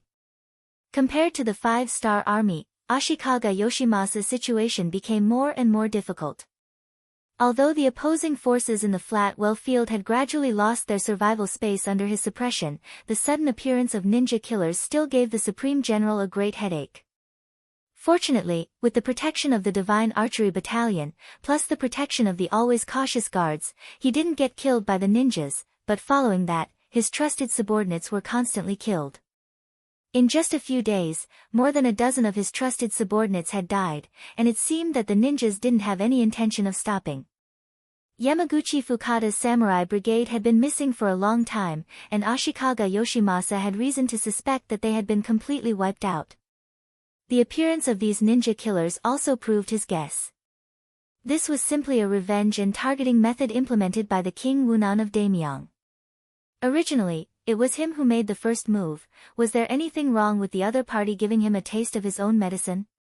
He just hoped that these ninjas would leave quickly, so that he could restore the stability under his rule. Finally, the 20 heads of the ministers were gathered together, and the ninjas suddenly disappeared without a trace as if they had come. Ashikaga Yoshimasa felt that the wind had passed, and at the same time, he ordered the army to go down north, and launched the final attack on the flat well field that had less than 10,000 soldiers. The flat well field was the minister that the emperor relied on, and he rose up after Princess Junko announced to the world that Ashikaga Yoshimasa had committed a crime.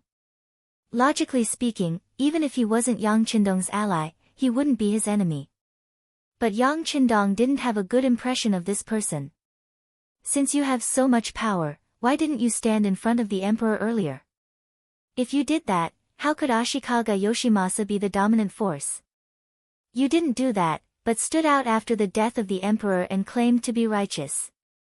This kind of person was clearly trying to take advantage of the situation.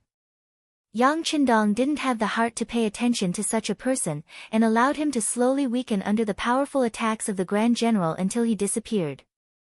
Yang Qindong had never been interested in the internal strife of the Japanese Empire. He was constantly accumulating his strength, waiting for the grand battle with Ashikaga Yoshimasa. At that time, the entire Japanese Empire would be decided. For the sake of this day, the foreign divisions formed by the various provinces were sent to Wanation by the Navy's transport ships. The appearance of the foreign 4th Division, the foreign 5th Division, and the foreign 6th Division made the chips in Yang Qindong's hands even heavier. In the 8th month of 1458 AD, 8 months after Yang Qindong arrived in the Japanese Empire, Ashikaga Yoshimasa finally dealt with the biggest opposition to him, the flat well field, and killed him in the midst of the chaos. Then, he began to mobilize his troops, looking as if he was going to head straight for Qing and Beijing. A great battle to determine the ultimate leadership of the Japanese Empire was about to begin. After Flat Well Field was killed, the Grand General Ashikaga Yoshimasa, who had successfully taken over the Hokuriku province, quickly received a letter of surrender from the ruler of the northernmost Hokuriku province. At this point, he became the new king of the Japanese Empire. If it wasn't for the sudden intervention of the 5-star army, his power would have far surpassed that of the deceased emperor. Ashikaga Yoshimasa, who had reorganized the army left behind by Hireda's death, and recruited a lot of new troops from the local area. His army had reached a total of 500,000 men, and he led his army down south, heading straight for Heian City. From his point of view, it was time to settle the grudge between him and Yang Qindong. The Awaji Island and Ge Prefecture had already been taken by Yang Qindong, and only Nankado was not in his hands. However, that didn't matter anymore.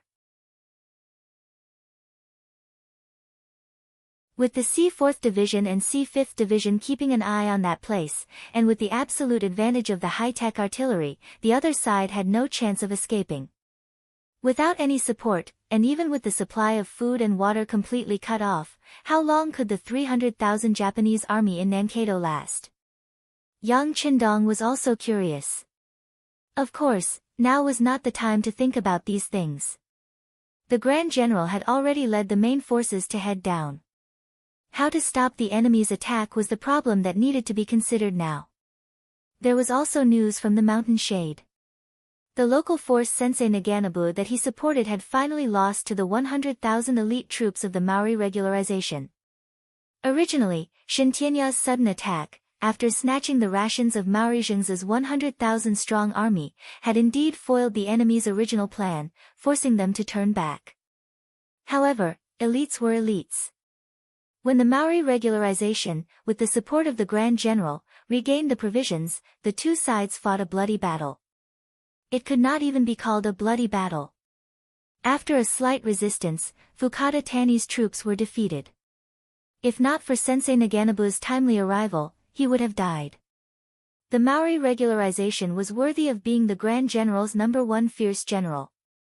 Even in the face of the joint forces of Sensei Naganabu and Fukada Tani, he did not have the slightest fear. Instead, he ordered a fierce attack. In the end, after a standoff of 12 hours, Sensei Naganabu, who had allied with the Maori regularization, was disappointed to find that some of his allies had left him. The actions of his allies caused Sensei Naganabu to lose their support. In the end, they had no choice but to retreat regretfully. Because of this, the Maori regularization had taken over half of the mountain shade. They had seized countless provisions and people, greatly increasing their own strength. At the same time, it had also increased the difficulty of Yang Qindong's conquest of the Japanese Empire. Outside Ping and Beijing, the mountain shades Danbo Prefecture, the Dongshan Prefecture's Jinjiang Prefecture, and the Donghai Prefecture's Iga region were all filled with flags and military tents. From a distance, it looked like there was no end to it. It looked like they were going to rush up and tear apart Ping and Beijing.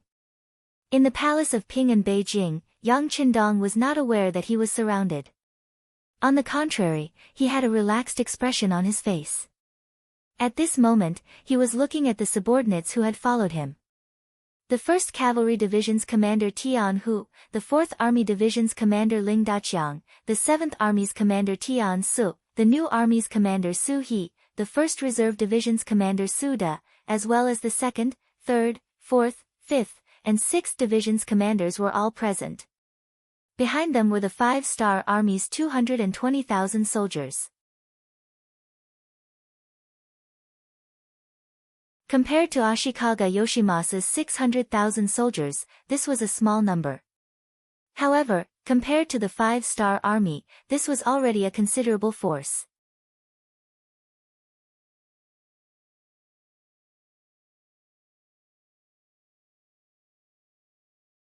Chapter 11-16. Apart from a few foreign tribes, the rest were all elite soldiers who had been through hundreds of battles. Among them were the Leng Feng Division, the Lu 4th Division, and the Lu 7th Division, who were all armed with firearms. And all these people were gathered together just to defend the peace capital, so Yang Qindong really didn't feel any pressure. Of course, if it was just to defend the city, these troops were naturally enough. But Yang Qindong didn't just want that. He wanted to conquer the entire Japanese Empire.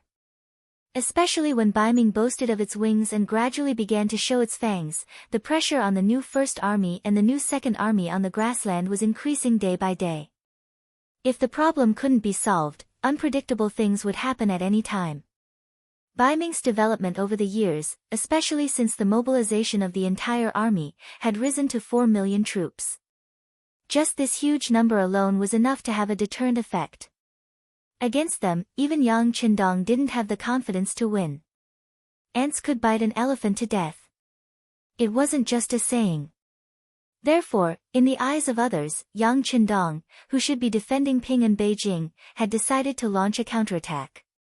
He wanted to eliminate the main force of Ashikaga Yoshimasa, so as to quickly get out of the quagmire of war in the Japanese Empire. The war in the Japanese Empire had been going on for 8 months. Compared to taking down the Golden Border Dynasty in 30 days and taking down the other Southeast Asian countries in 2 or 3 months, the delay here was really too long. The longer the war dragged on, the greater the investment, and the greater the pressure on money and food. This was naturally not a good thing for Yang Xie, who was still in the development period. Even if it was to solve the pressure in other aspects, the war here should be over. The people present at the meeting were all the troops Yang Qindong had to attack the Japanese Empire.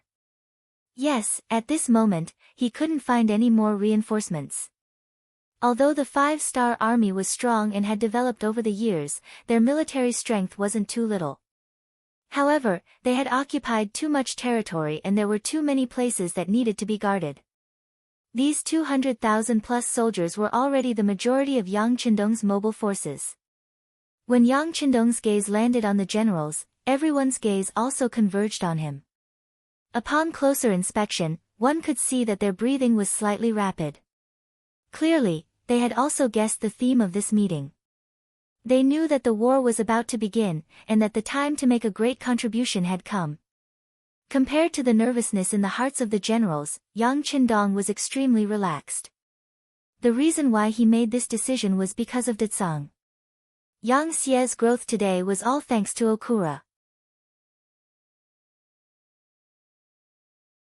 From small daily necessities to big guns and cannons, Yang Xie earned a lot of money and expanded his power. Advanced technology and weapons that were hundreds of years old were the key for Yang Qindong to become stronger and achieve his great goals. This time, with 200,000 plus soldiers against 600,000, Yang Qindong also had to rely on Okura's strength. A completely feasible plan was already in his mind. Now, all he had to do was to realize it and set the foundation for conquering the entire Japanese empire. Are you all very excited? After a moment of silence, Yang Qindong's voice finally rang out. When it reached the ears of the generals, they couldn't help but laugh. Yes, this is indeed a good time for you to make a contribution. This battle will also be our victory, a moment that will forever be remembered in history. Is everyone ready?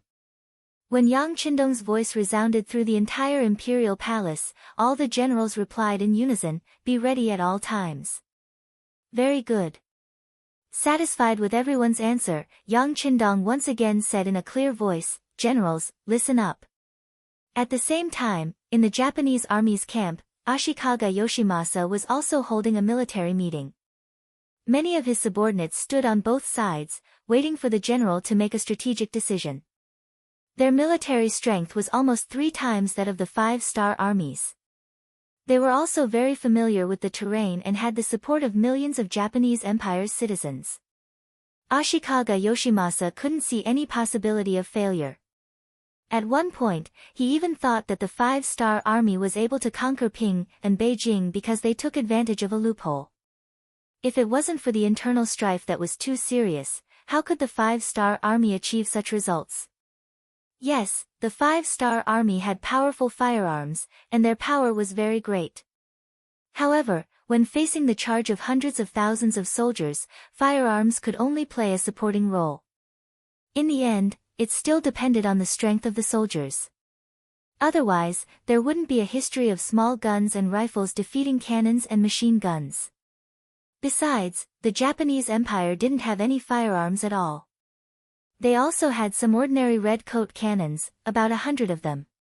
These were the ones that Ashikaga Yoshimasa took the initiative to submit to Baiming's emperor, Zhu Qiyu, and were transported by sea. As for ordinary firearms, they also had about 5,000 of them. Although they were far inferior to Leng Feng's Type 95 and Type 81 rifles, they could still fire up to a few hundred meters away, which could boost the morale of the soldiers. The most important thing was that they had enough military strength and the support of the citizens. This was also where the general's confidence came from. Other than the Northern Land Road, which was affected by the war, the grain fields of Donghai Road, especially the Dongshan Road, which was the largest area, were almost unaffected. With enough food, even if they faced the five-star army for a few years, they could still hold on. Compared to the five-star army, who had to rely on sea transportation for all their food and drink, they already had a natural advantage. With such confidence, Ashikaga Yoshimasa, who was sitting at the head of the table, had a smile on his face throughout the meeting. In the end, After everyone's discussion, they came up with a final battle plan, which was to use a protracted war, using attrition as the main strategy. In the end, they would force the five-star army to retreat from the Japanese Empire and achieve their goal of independence. Doesn't the five-star army have cannons? Moreover, they can fire up to a distance of 13 miles. Good, then our general's tent will be 13 miles away, maintaining a safe distance from you. As long as the general is fine, the front line won't collapse. They wanted to see how many cannons the five-star army had, how many cannons they had, how many cannons they had, and how many cannons they had. Just from this point alone, Ashikaga Yoshimasa's mind was still very clear. At least, he didn't choose to attack Qing and Beijing. Otherwise, with a strong city and powerful cannons, he would be the one at a disadvantage. However, if it was a confrontation, then it would be completely different. Especially since Baiming had sent news that they were about to encircle and annihilate the five-star army on the grasslands. As long as they could hold the five-star army's main force here, once the grasslands fell, their minds would be in chaos. At that time, it would be time for them to retreat without fighting. With the help of their allies, they only needed to continue the confrontation. Holding the five-star army's main force would be a great achievement. What was there to be afraid of? After the meeting, the generals returned to their respective camps. A large net was spread out, and it was as if they were in a confrontation. At the same time, all the generals' tents were moved to a place 15 miles away from Qing and Beijing to ensure that nothing would go wrong. The movements of the Japanese army were collected by the intelligence department and sent to Yang Qindong. Looking at the result that was as he expected, Yang Qindong only sneered. In his heart, he thought, who told you that the five-star army's cannons can only fire up to a range of 13 miles? The so-called 100mm mortar was only used by the Cold Vanguard Army because it was convenient to carry around. In the warehouse, who knew how many powerful cannons were not taken out? For example, the Type 86 122mm howitzer. The Type 86 122mm howitzer was based on the Soviet Union's D-30 122mm howitzer. According to the needs of modern warfare, the Type 86 122mm howitzer was developed in 1985 to replace the old Type 54 and 54-1 or 122mm howitzer. The Type 86 122mm howitzer's barrel was longer, and it was 30 times the caliber. It weighed 3.2 tons and had a firing rate of 6 to 8 rounds per minute. It had a 360 degrees firing range. It could use anti-personnel grenades, armor-piercing bullets, extended-range bullets, smoke bombs, flares, anti-armor shrapnel and many other types of ammunition. The range of normal shells was 18 kilometers, and the range of concave extended-range bullets was 21 kilometers. The Type 86 used anti-armor shrapnel that contained 30 bullets. It had an armor-piercing thickness of 500 millimeters and a maximum range of 15 kilometers. Compared to other types of howitzers, the Type W86 structure was compact, easy to operate, long range, high accuracy, simple manufacturing, and low cost. It could be said that it caught up with the world's advanced standards. Especially the Type 86's 360 degrees firing range and long range, it was second to none in the world. The range of the Type W86 was 15 kilometers, which was twice the range of the 100mm howitzer. It could definitely catch the enemy off guard.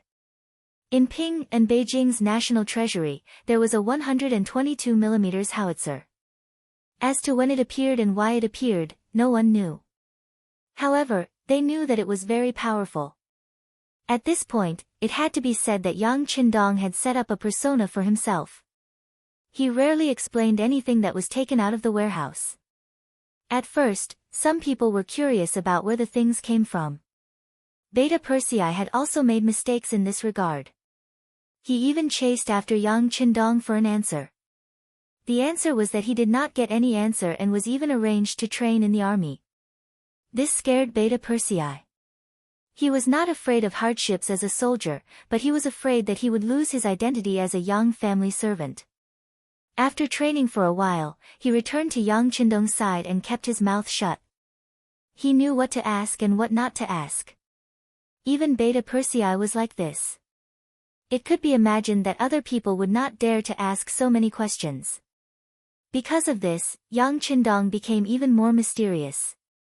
When the 122mm howitzer appeared in front of several generals, they were inevitably shocked. Some of them had heard some news that there were some powerful cannons being developed in the arsenal of Qiqian City, but no one had seen what it looked like. Now that they finally had the opportunity to feast their eyes, they were naturally surprised and excited.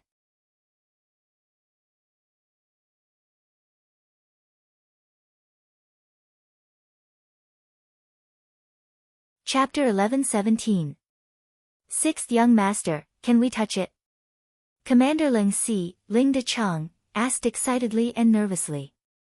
As the commander in charge of the firearms division, he had a natural affinity for firearms. When he saw the powerful cannon, he was as excited as a cavalry seeing a good horse. Commander Ling Qi's face was also filled with excitement, but at the same time, he was also very nervous, afraid that Yang Qindong would reject him. Fortunately, Yang Qindong nodded with a smile. Of course, this thing isn't made of paper. It won't break. This sentence also caused the crowd to burst into laughter. Then, everyone walked up and touched the metal thing that was rumored to be powerful. Even the commander of the 1st Cavalry Division, Tian Hu, looked at it curiously. In the era of cold weapons, cavalry was already a very powerful existence. The Mongol Empire was the one who used them to the extreme, and they had once conquered a huge piece of land. It wasn't until firearms appeared that cavalry went from glory to decline. Based on this, Tian Hu shouldn't like firearms.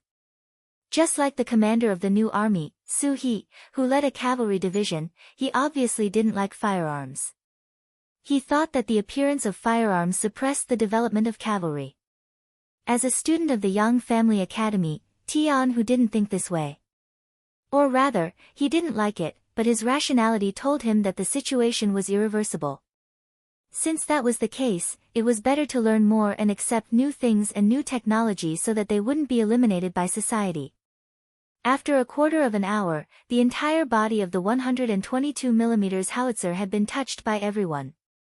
Yang Qindong said, "You've seen the cannon. Next, it's up to you guys to see how you perform.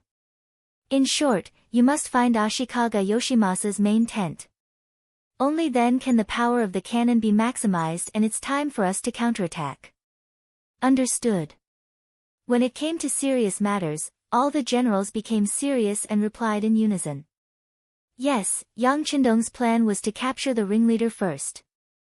As long as they could bombard Ashikaga Yoshimasa, without a leader, the next battle would be easy. Speaking of which, this wasn't the first time Ashikaga Yoshimasa was threatened by cannons. When the emperor was still alive, he had bought the Type 59-1 130mm cannon from the 5-star army through his daughter, Princess Junko. This cannon had a longer range than the Type 122mm howitzer, and he had spent a total of 10,000 to 20,000 taels of silver to buy it. It could be said that the emperor had used up all his money. The 122mm howitzer was only halfway to its target. This time, if it wanted to show off its power, it had to find Ashikaga Yoshimasa's specific location first. This matter could only be entrusted to the various generals, and the generals who already knew everything were all thinking about how to complete this mission and earn some merit.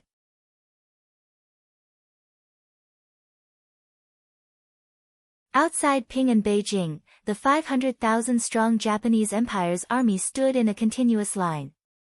They maintained a distance of more than 10 li between the two sides, indicating that they were cautious and prepared. All the generals' tents had to be pushed back by 5 li to make it safer. However, as the great general, the commander-in-chief of the three armies, Ashikaga Yoshimasa's tent had to be pushed back by 5 li to make it safer. The distance of 25 li from the city gate made Ashikaga Yoshimasa's entire body feel safe. Especially when there were several fake main tents in the surroundings.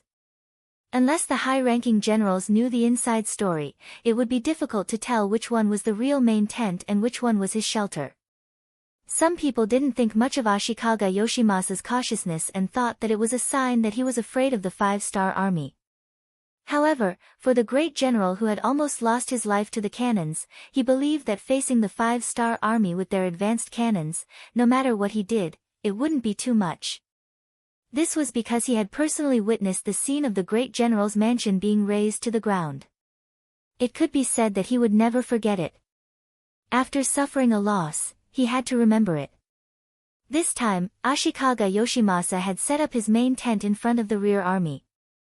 After the middle army, it was 25 li away from Qing and Beijing. Not only that, but he had also created several fake main tents to cover himself. He didn't believe that the five-star army could do anything to him this time. In modern warfare, military headquarters were built very hidden. Even radar couldn't detect it. This was because they were worried that the enemy would directly lock onto them and kill them. Speaking of which, this was called being cautious. In comparison, although Ashikaga Yoshimasa had also made some preparations, his level was too low. As the director of the Japanese Empire's intelligence bureau, Qing had already made arrangements. He was just waiting for Ashikaga Yoshimasa to reveal his approximate location and report it through the radio. What the five-star army needed to do was to force out Ashikaga Yoshimasa's exact location. As for how to do this, it wasn't difficult. They only needed to launch a large-scale attack. Once the enemy's formation was in chaos, the main tent with the most people would naturally be the target of their attack. It's up to you. On top of the North City Tower in Qing and Beijing, Yang Qindong, who was wearing a golden armor, looked at the generals below with bright eyes and spoke with confidence. Please rest assured, sixth young master. All the generals who led the troops were also very excited and replied with a firm expression. This time, only one regiment of the new army was left behind to take care of the daily security of Qing and Beijing, including the 5 foreign divisions. This showed Yang Qindong's great determination to destroy the Japanese Empire in one battle. No one would have thought that Yang Qindong would actually adopt a posture of attacking with all his troops when he was outnumbered. And it was precisely because of this that they were able to catch the enemy off guard and gather the enemy in one battle. Open the city gates. Yang Qindong ordered in a firm tone. Open the city gates. Beta Persei on the side shouted with his loud voice. Then, the thick and heavy city gates of Qing and Beijing were pushed open from the inside. The 2nd Division, who had been waiting here, was the first to rush out. The order in which they exited the city was based on the order of strength. First was the 5 foreign divisions, followed by the 1st Reserve Division, then the 4th Division and the 7th Army.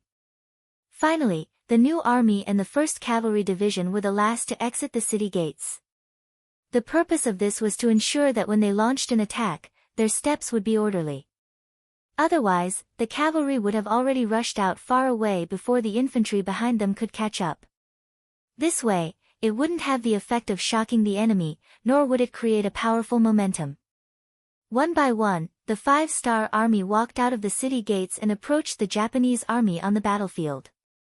When this scene was seen by the scouts, they immediately reported it to the generals of the front army. After that, the news continued to be reported to the main tent at the rear. At the beginning of the first day, the Japanese army wasn't surprised to see the 5-star army send out troops. In their view, it was clear that the enemy couldn't hold back and wanted to send out troops to test them. They only needed to wait in place and wait for the enemy to be exhausted. If the other party was just testing them, they shouldn't launch any attacks. But if they launched an attack, they only needed to fight back. In the end, the initiative had always been in their hands. And as the 5-star army rushed out one after another, the number of people increased more and more. First, it was 20,000, 60,000, 100,000, 150,000, 200,000 people. It was already far beyond their expectations. At this moment, some people finally couldn't hold back anymore. All kinds of reports and messengers quickly rushed back. No matter what kind of disguise they used before, when those messengers appeared one by one and gathered in the main tent, Ashikaga Yoshimasa's real location was completely exposed. There were 4 things that Ashikaga Yoshimasa didn't expect. First, he didn't expect that after putting so much effort into disguising himself, it would be exposed so quickly. Second, he didn't expect that there were already some Japanese army soldiers around his main tent who had been bribed by the management. So when his position in the main tent was exposed, the news had already spread quickly. Third, he didn't expect that the 5-star army had already prepared a lethal weapon with an attack range of up to 30 miles. Fourth, he didn't expect that there would be something like a telegram, which could actually send a message thousands of miles away in an instant. All kinds of unexpected things made Ashikaga Yoshimasa meet the messengers one after another. Before he was ready to move his camp, a heavy whistling sound resounded in front of him. Then the first artillery shell fell from the sky and landed on the ground more than 10 meters away from his main tent. The destructive power of the 122 mm howitzer is far from what the 100 mm mortar can compare to. With just one shot, a huge pit of 3 meters deep was blown out. At the same time, the surrounding 20 to 30 meters were all affected by the aftermath. Among them was Ashikaga Yoshimasa. At the moment when the main tent was blown away, he was also injured by the aftermath of the artillery shell and fainted immediately. This was also because the guards around him were doing their duty. When the explosion happened, they instinctively protected him. Otherwise, he wouldn't have been injured by the explosion, he might have been directly killed by the explosion. The war is about to begin, and as the commander-in-chief, Ashikaga Yoshimasa was actually injured by the explosion and fainted. It suddenly gave people a feeling that they were a group of dragons without a leader. The ones who suffered the most were the scouts sent by the various armies who were waiting for orders. Now that the commander-in-chief was unconscious, they didn't know what to do next. If they didn't have perfect cooperation and fought separately, wouldn't they be defeated one by one? Logically speaking, if the commander-in-chief wasn't here, the other vice-commander-in-chief could also stand up and take up the responsibility. It was Ashikaga Yoshimasa's fault for being used to holding power. He was afraid that others would covet his power. He did many things himself, so other than himself, most of the others were just decorations. They didn't have any authority. At this moment, it was impossible to pull out someone to take charge of the situation.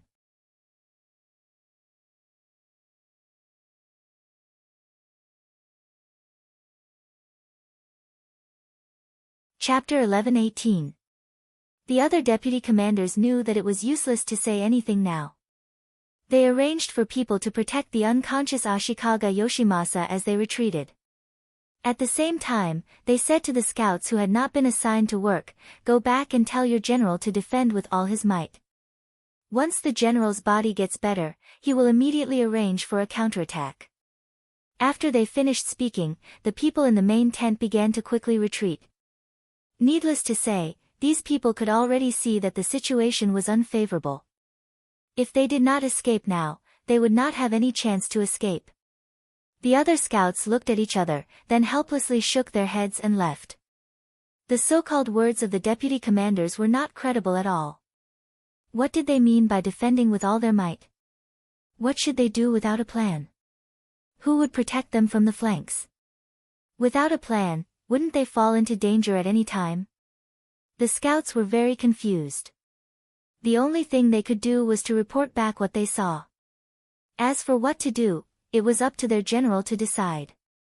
A cannon from afar blew up the army camp, and the general was crippled before the battle began.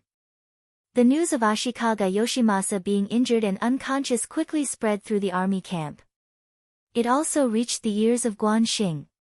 Another urgent telegram was sent to Yang Qindong. This made him, who had been bitterly waiting for news, unable to help but heavily slapped the desk in front of him. He laughed heartily and said, "Good, the heavens are helping me. Pass down the order, the entire army will attack according to the plan. Take advantage of the enemy's weakness and take his life." Without a general, the enemy was like a person without a brain. Even if he had 4 limbs and was powerful, what was the use? He was just a human punching bag. On the main battlefield, Yang Qindong's order was quickly passed down to the various troops by the scouts. The 5-star army, who had been waiting for the final attack, became excited. Their battle cries were loud, and could be heard clearly from more than 10 miles away. Then, the army attacked, heading straight for the enemy camp. Back to the Japanese army, the news of Ashikaga Yoshimasa being knocked unconscious had already spread. This made some of the generals have a bad feeling. On the battlefield of 500,000 soldiers, without a unified command, how chaotic would it be? If they couldn't cooperate with each other, how could they unleash their strength to the extreme?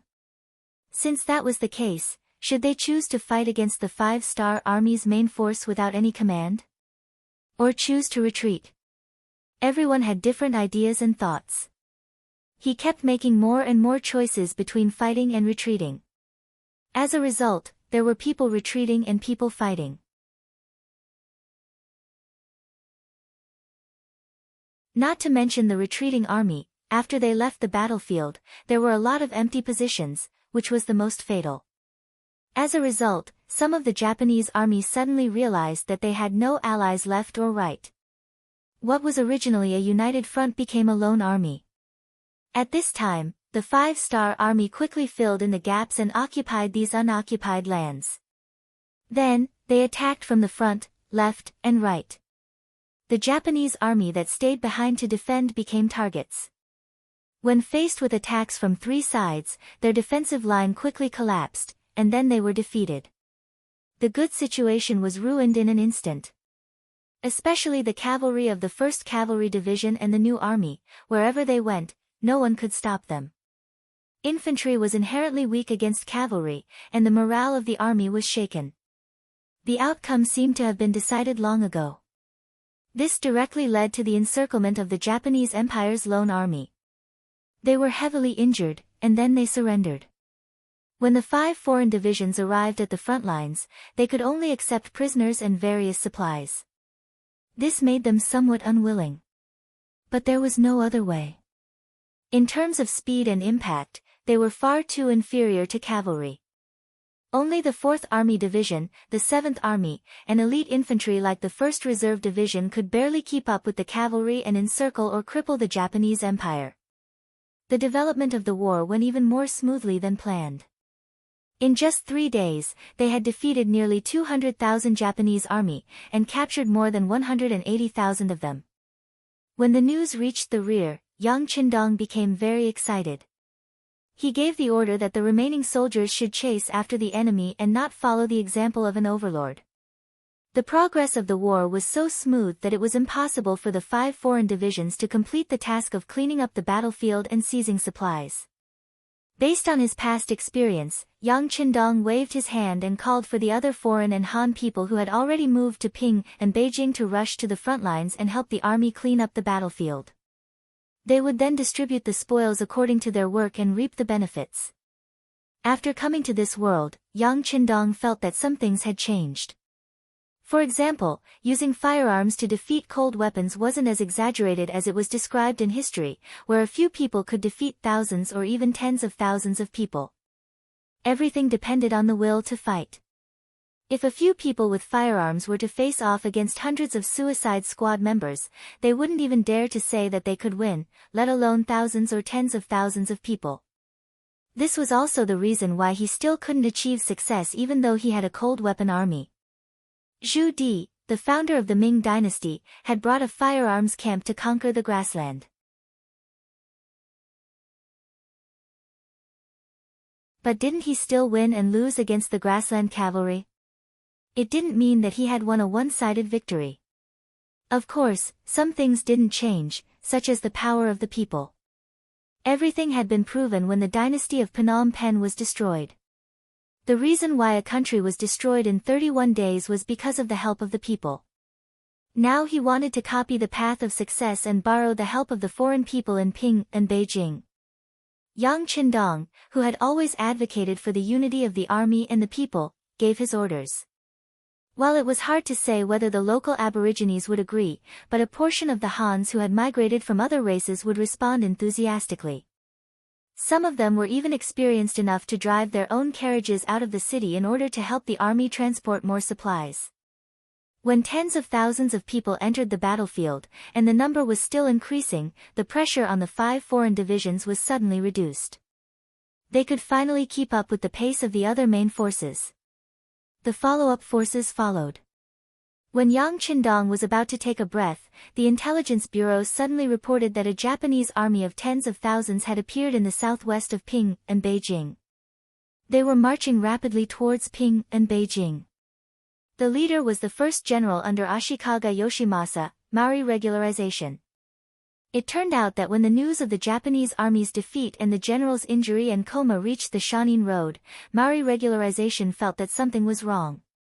After thinking about it, he decided to take advantage of the fact that Qing and Beijing's military strength was empty to seize the place.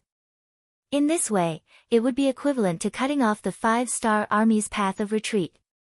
Perhaps it would be able to reverse the entire situation.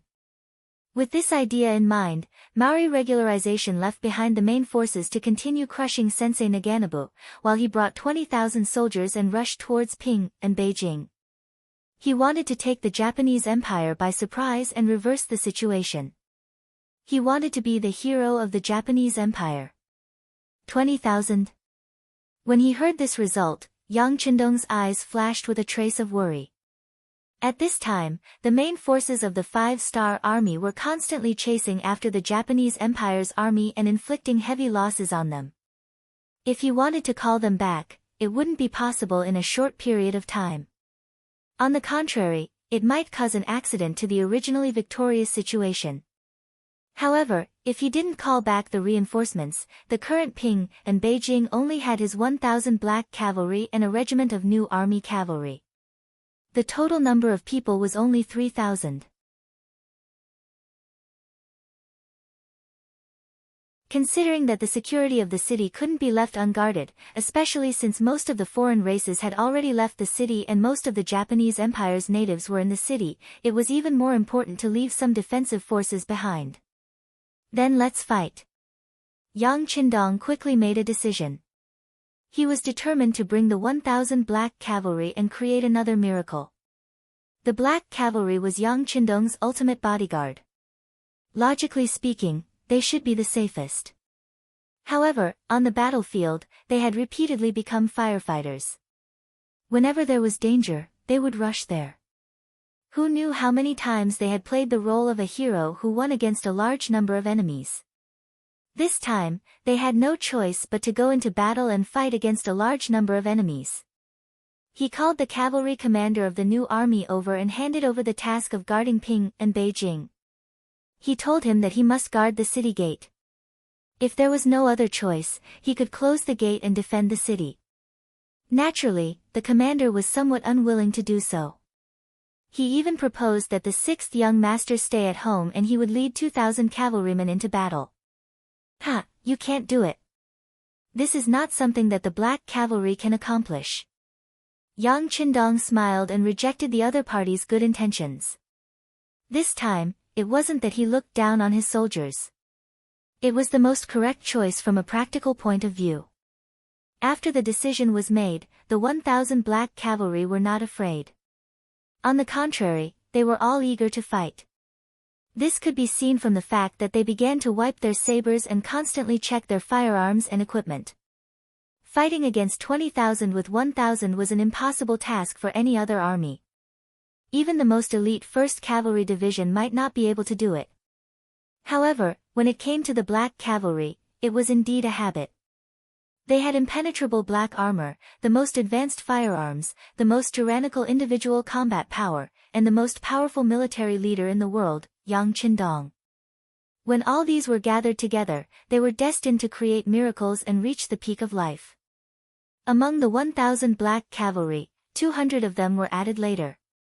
Naturally, they were also the best in each army. They had all joined the 5-star army for more than 2 years and were completely politically qualified and loyal people. Not only that, many of these people were already officers before they joined the black cavalry. Some were platoon leaders, and some were even deputy company commanders. Some of them had great futures ahead of them, but the allure of joining the Black Knights and Dragon Guards was even greater. To be able to join this group was already the greatest achievement and glory of a lifetime. The Black Cavalry was the personal guard of the 6th young master. With this qualification, they would not show any fear even when facing some division commanders or even army commanders. Once they left a good impression in the eyes of the 6th young master, they could expect a great future. You're tuning in to the Blissful Bookshelf YouTube channel. We're so grateful for your support, and don't forget to subscribe to join us on this incredible journey through captivating stories. Your generosity through donations truly makes a world of difference, as it's the primary source of revenue that allows me to expand and enhance this channel for you. Thank you from the bottom of my heart for being a part of this adventure.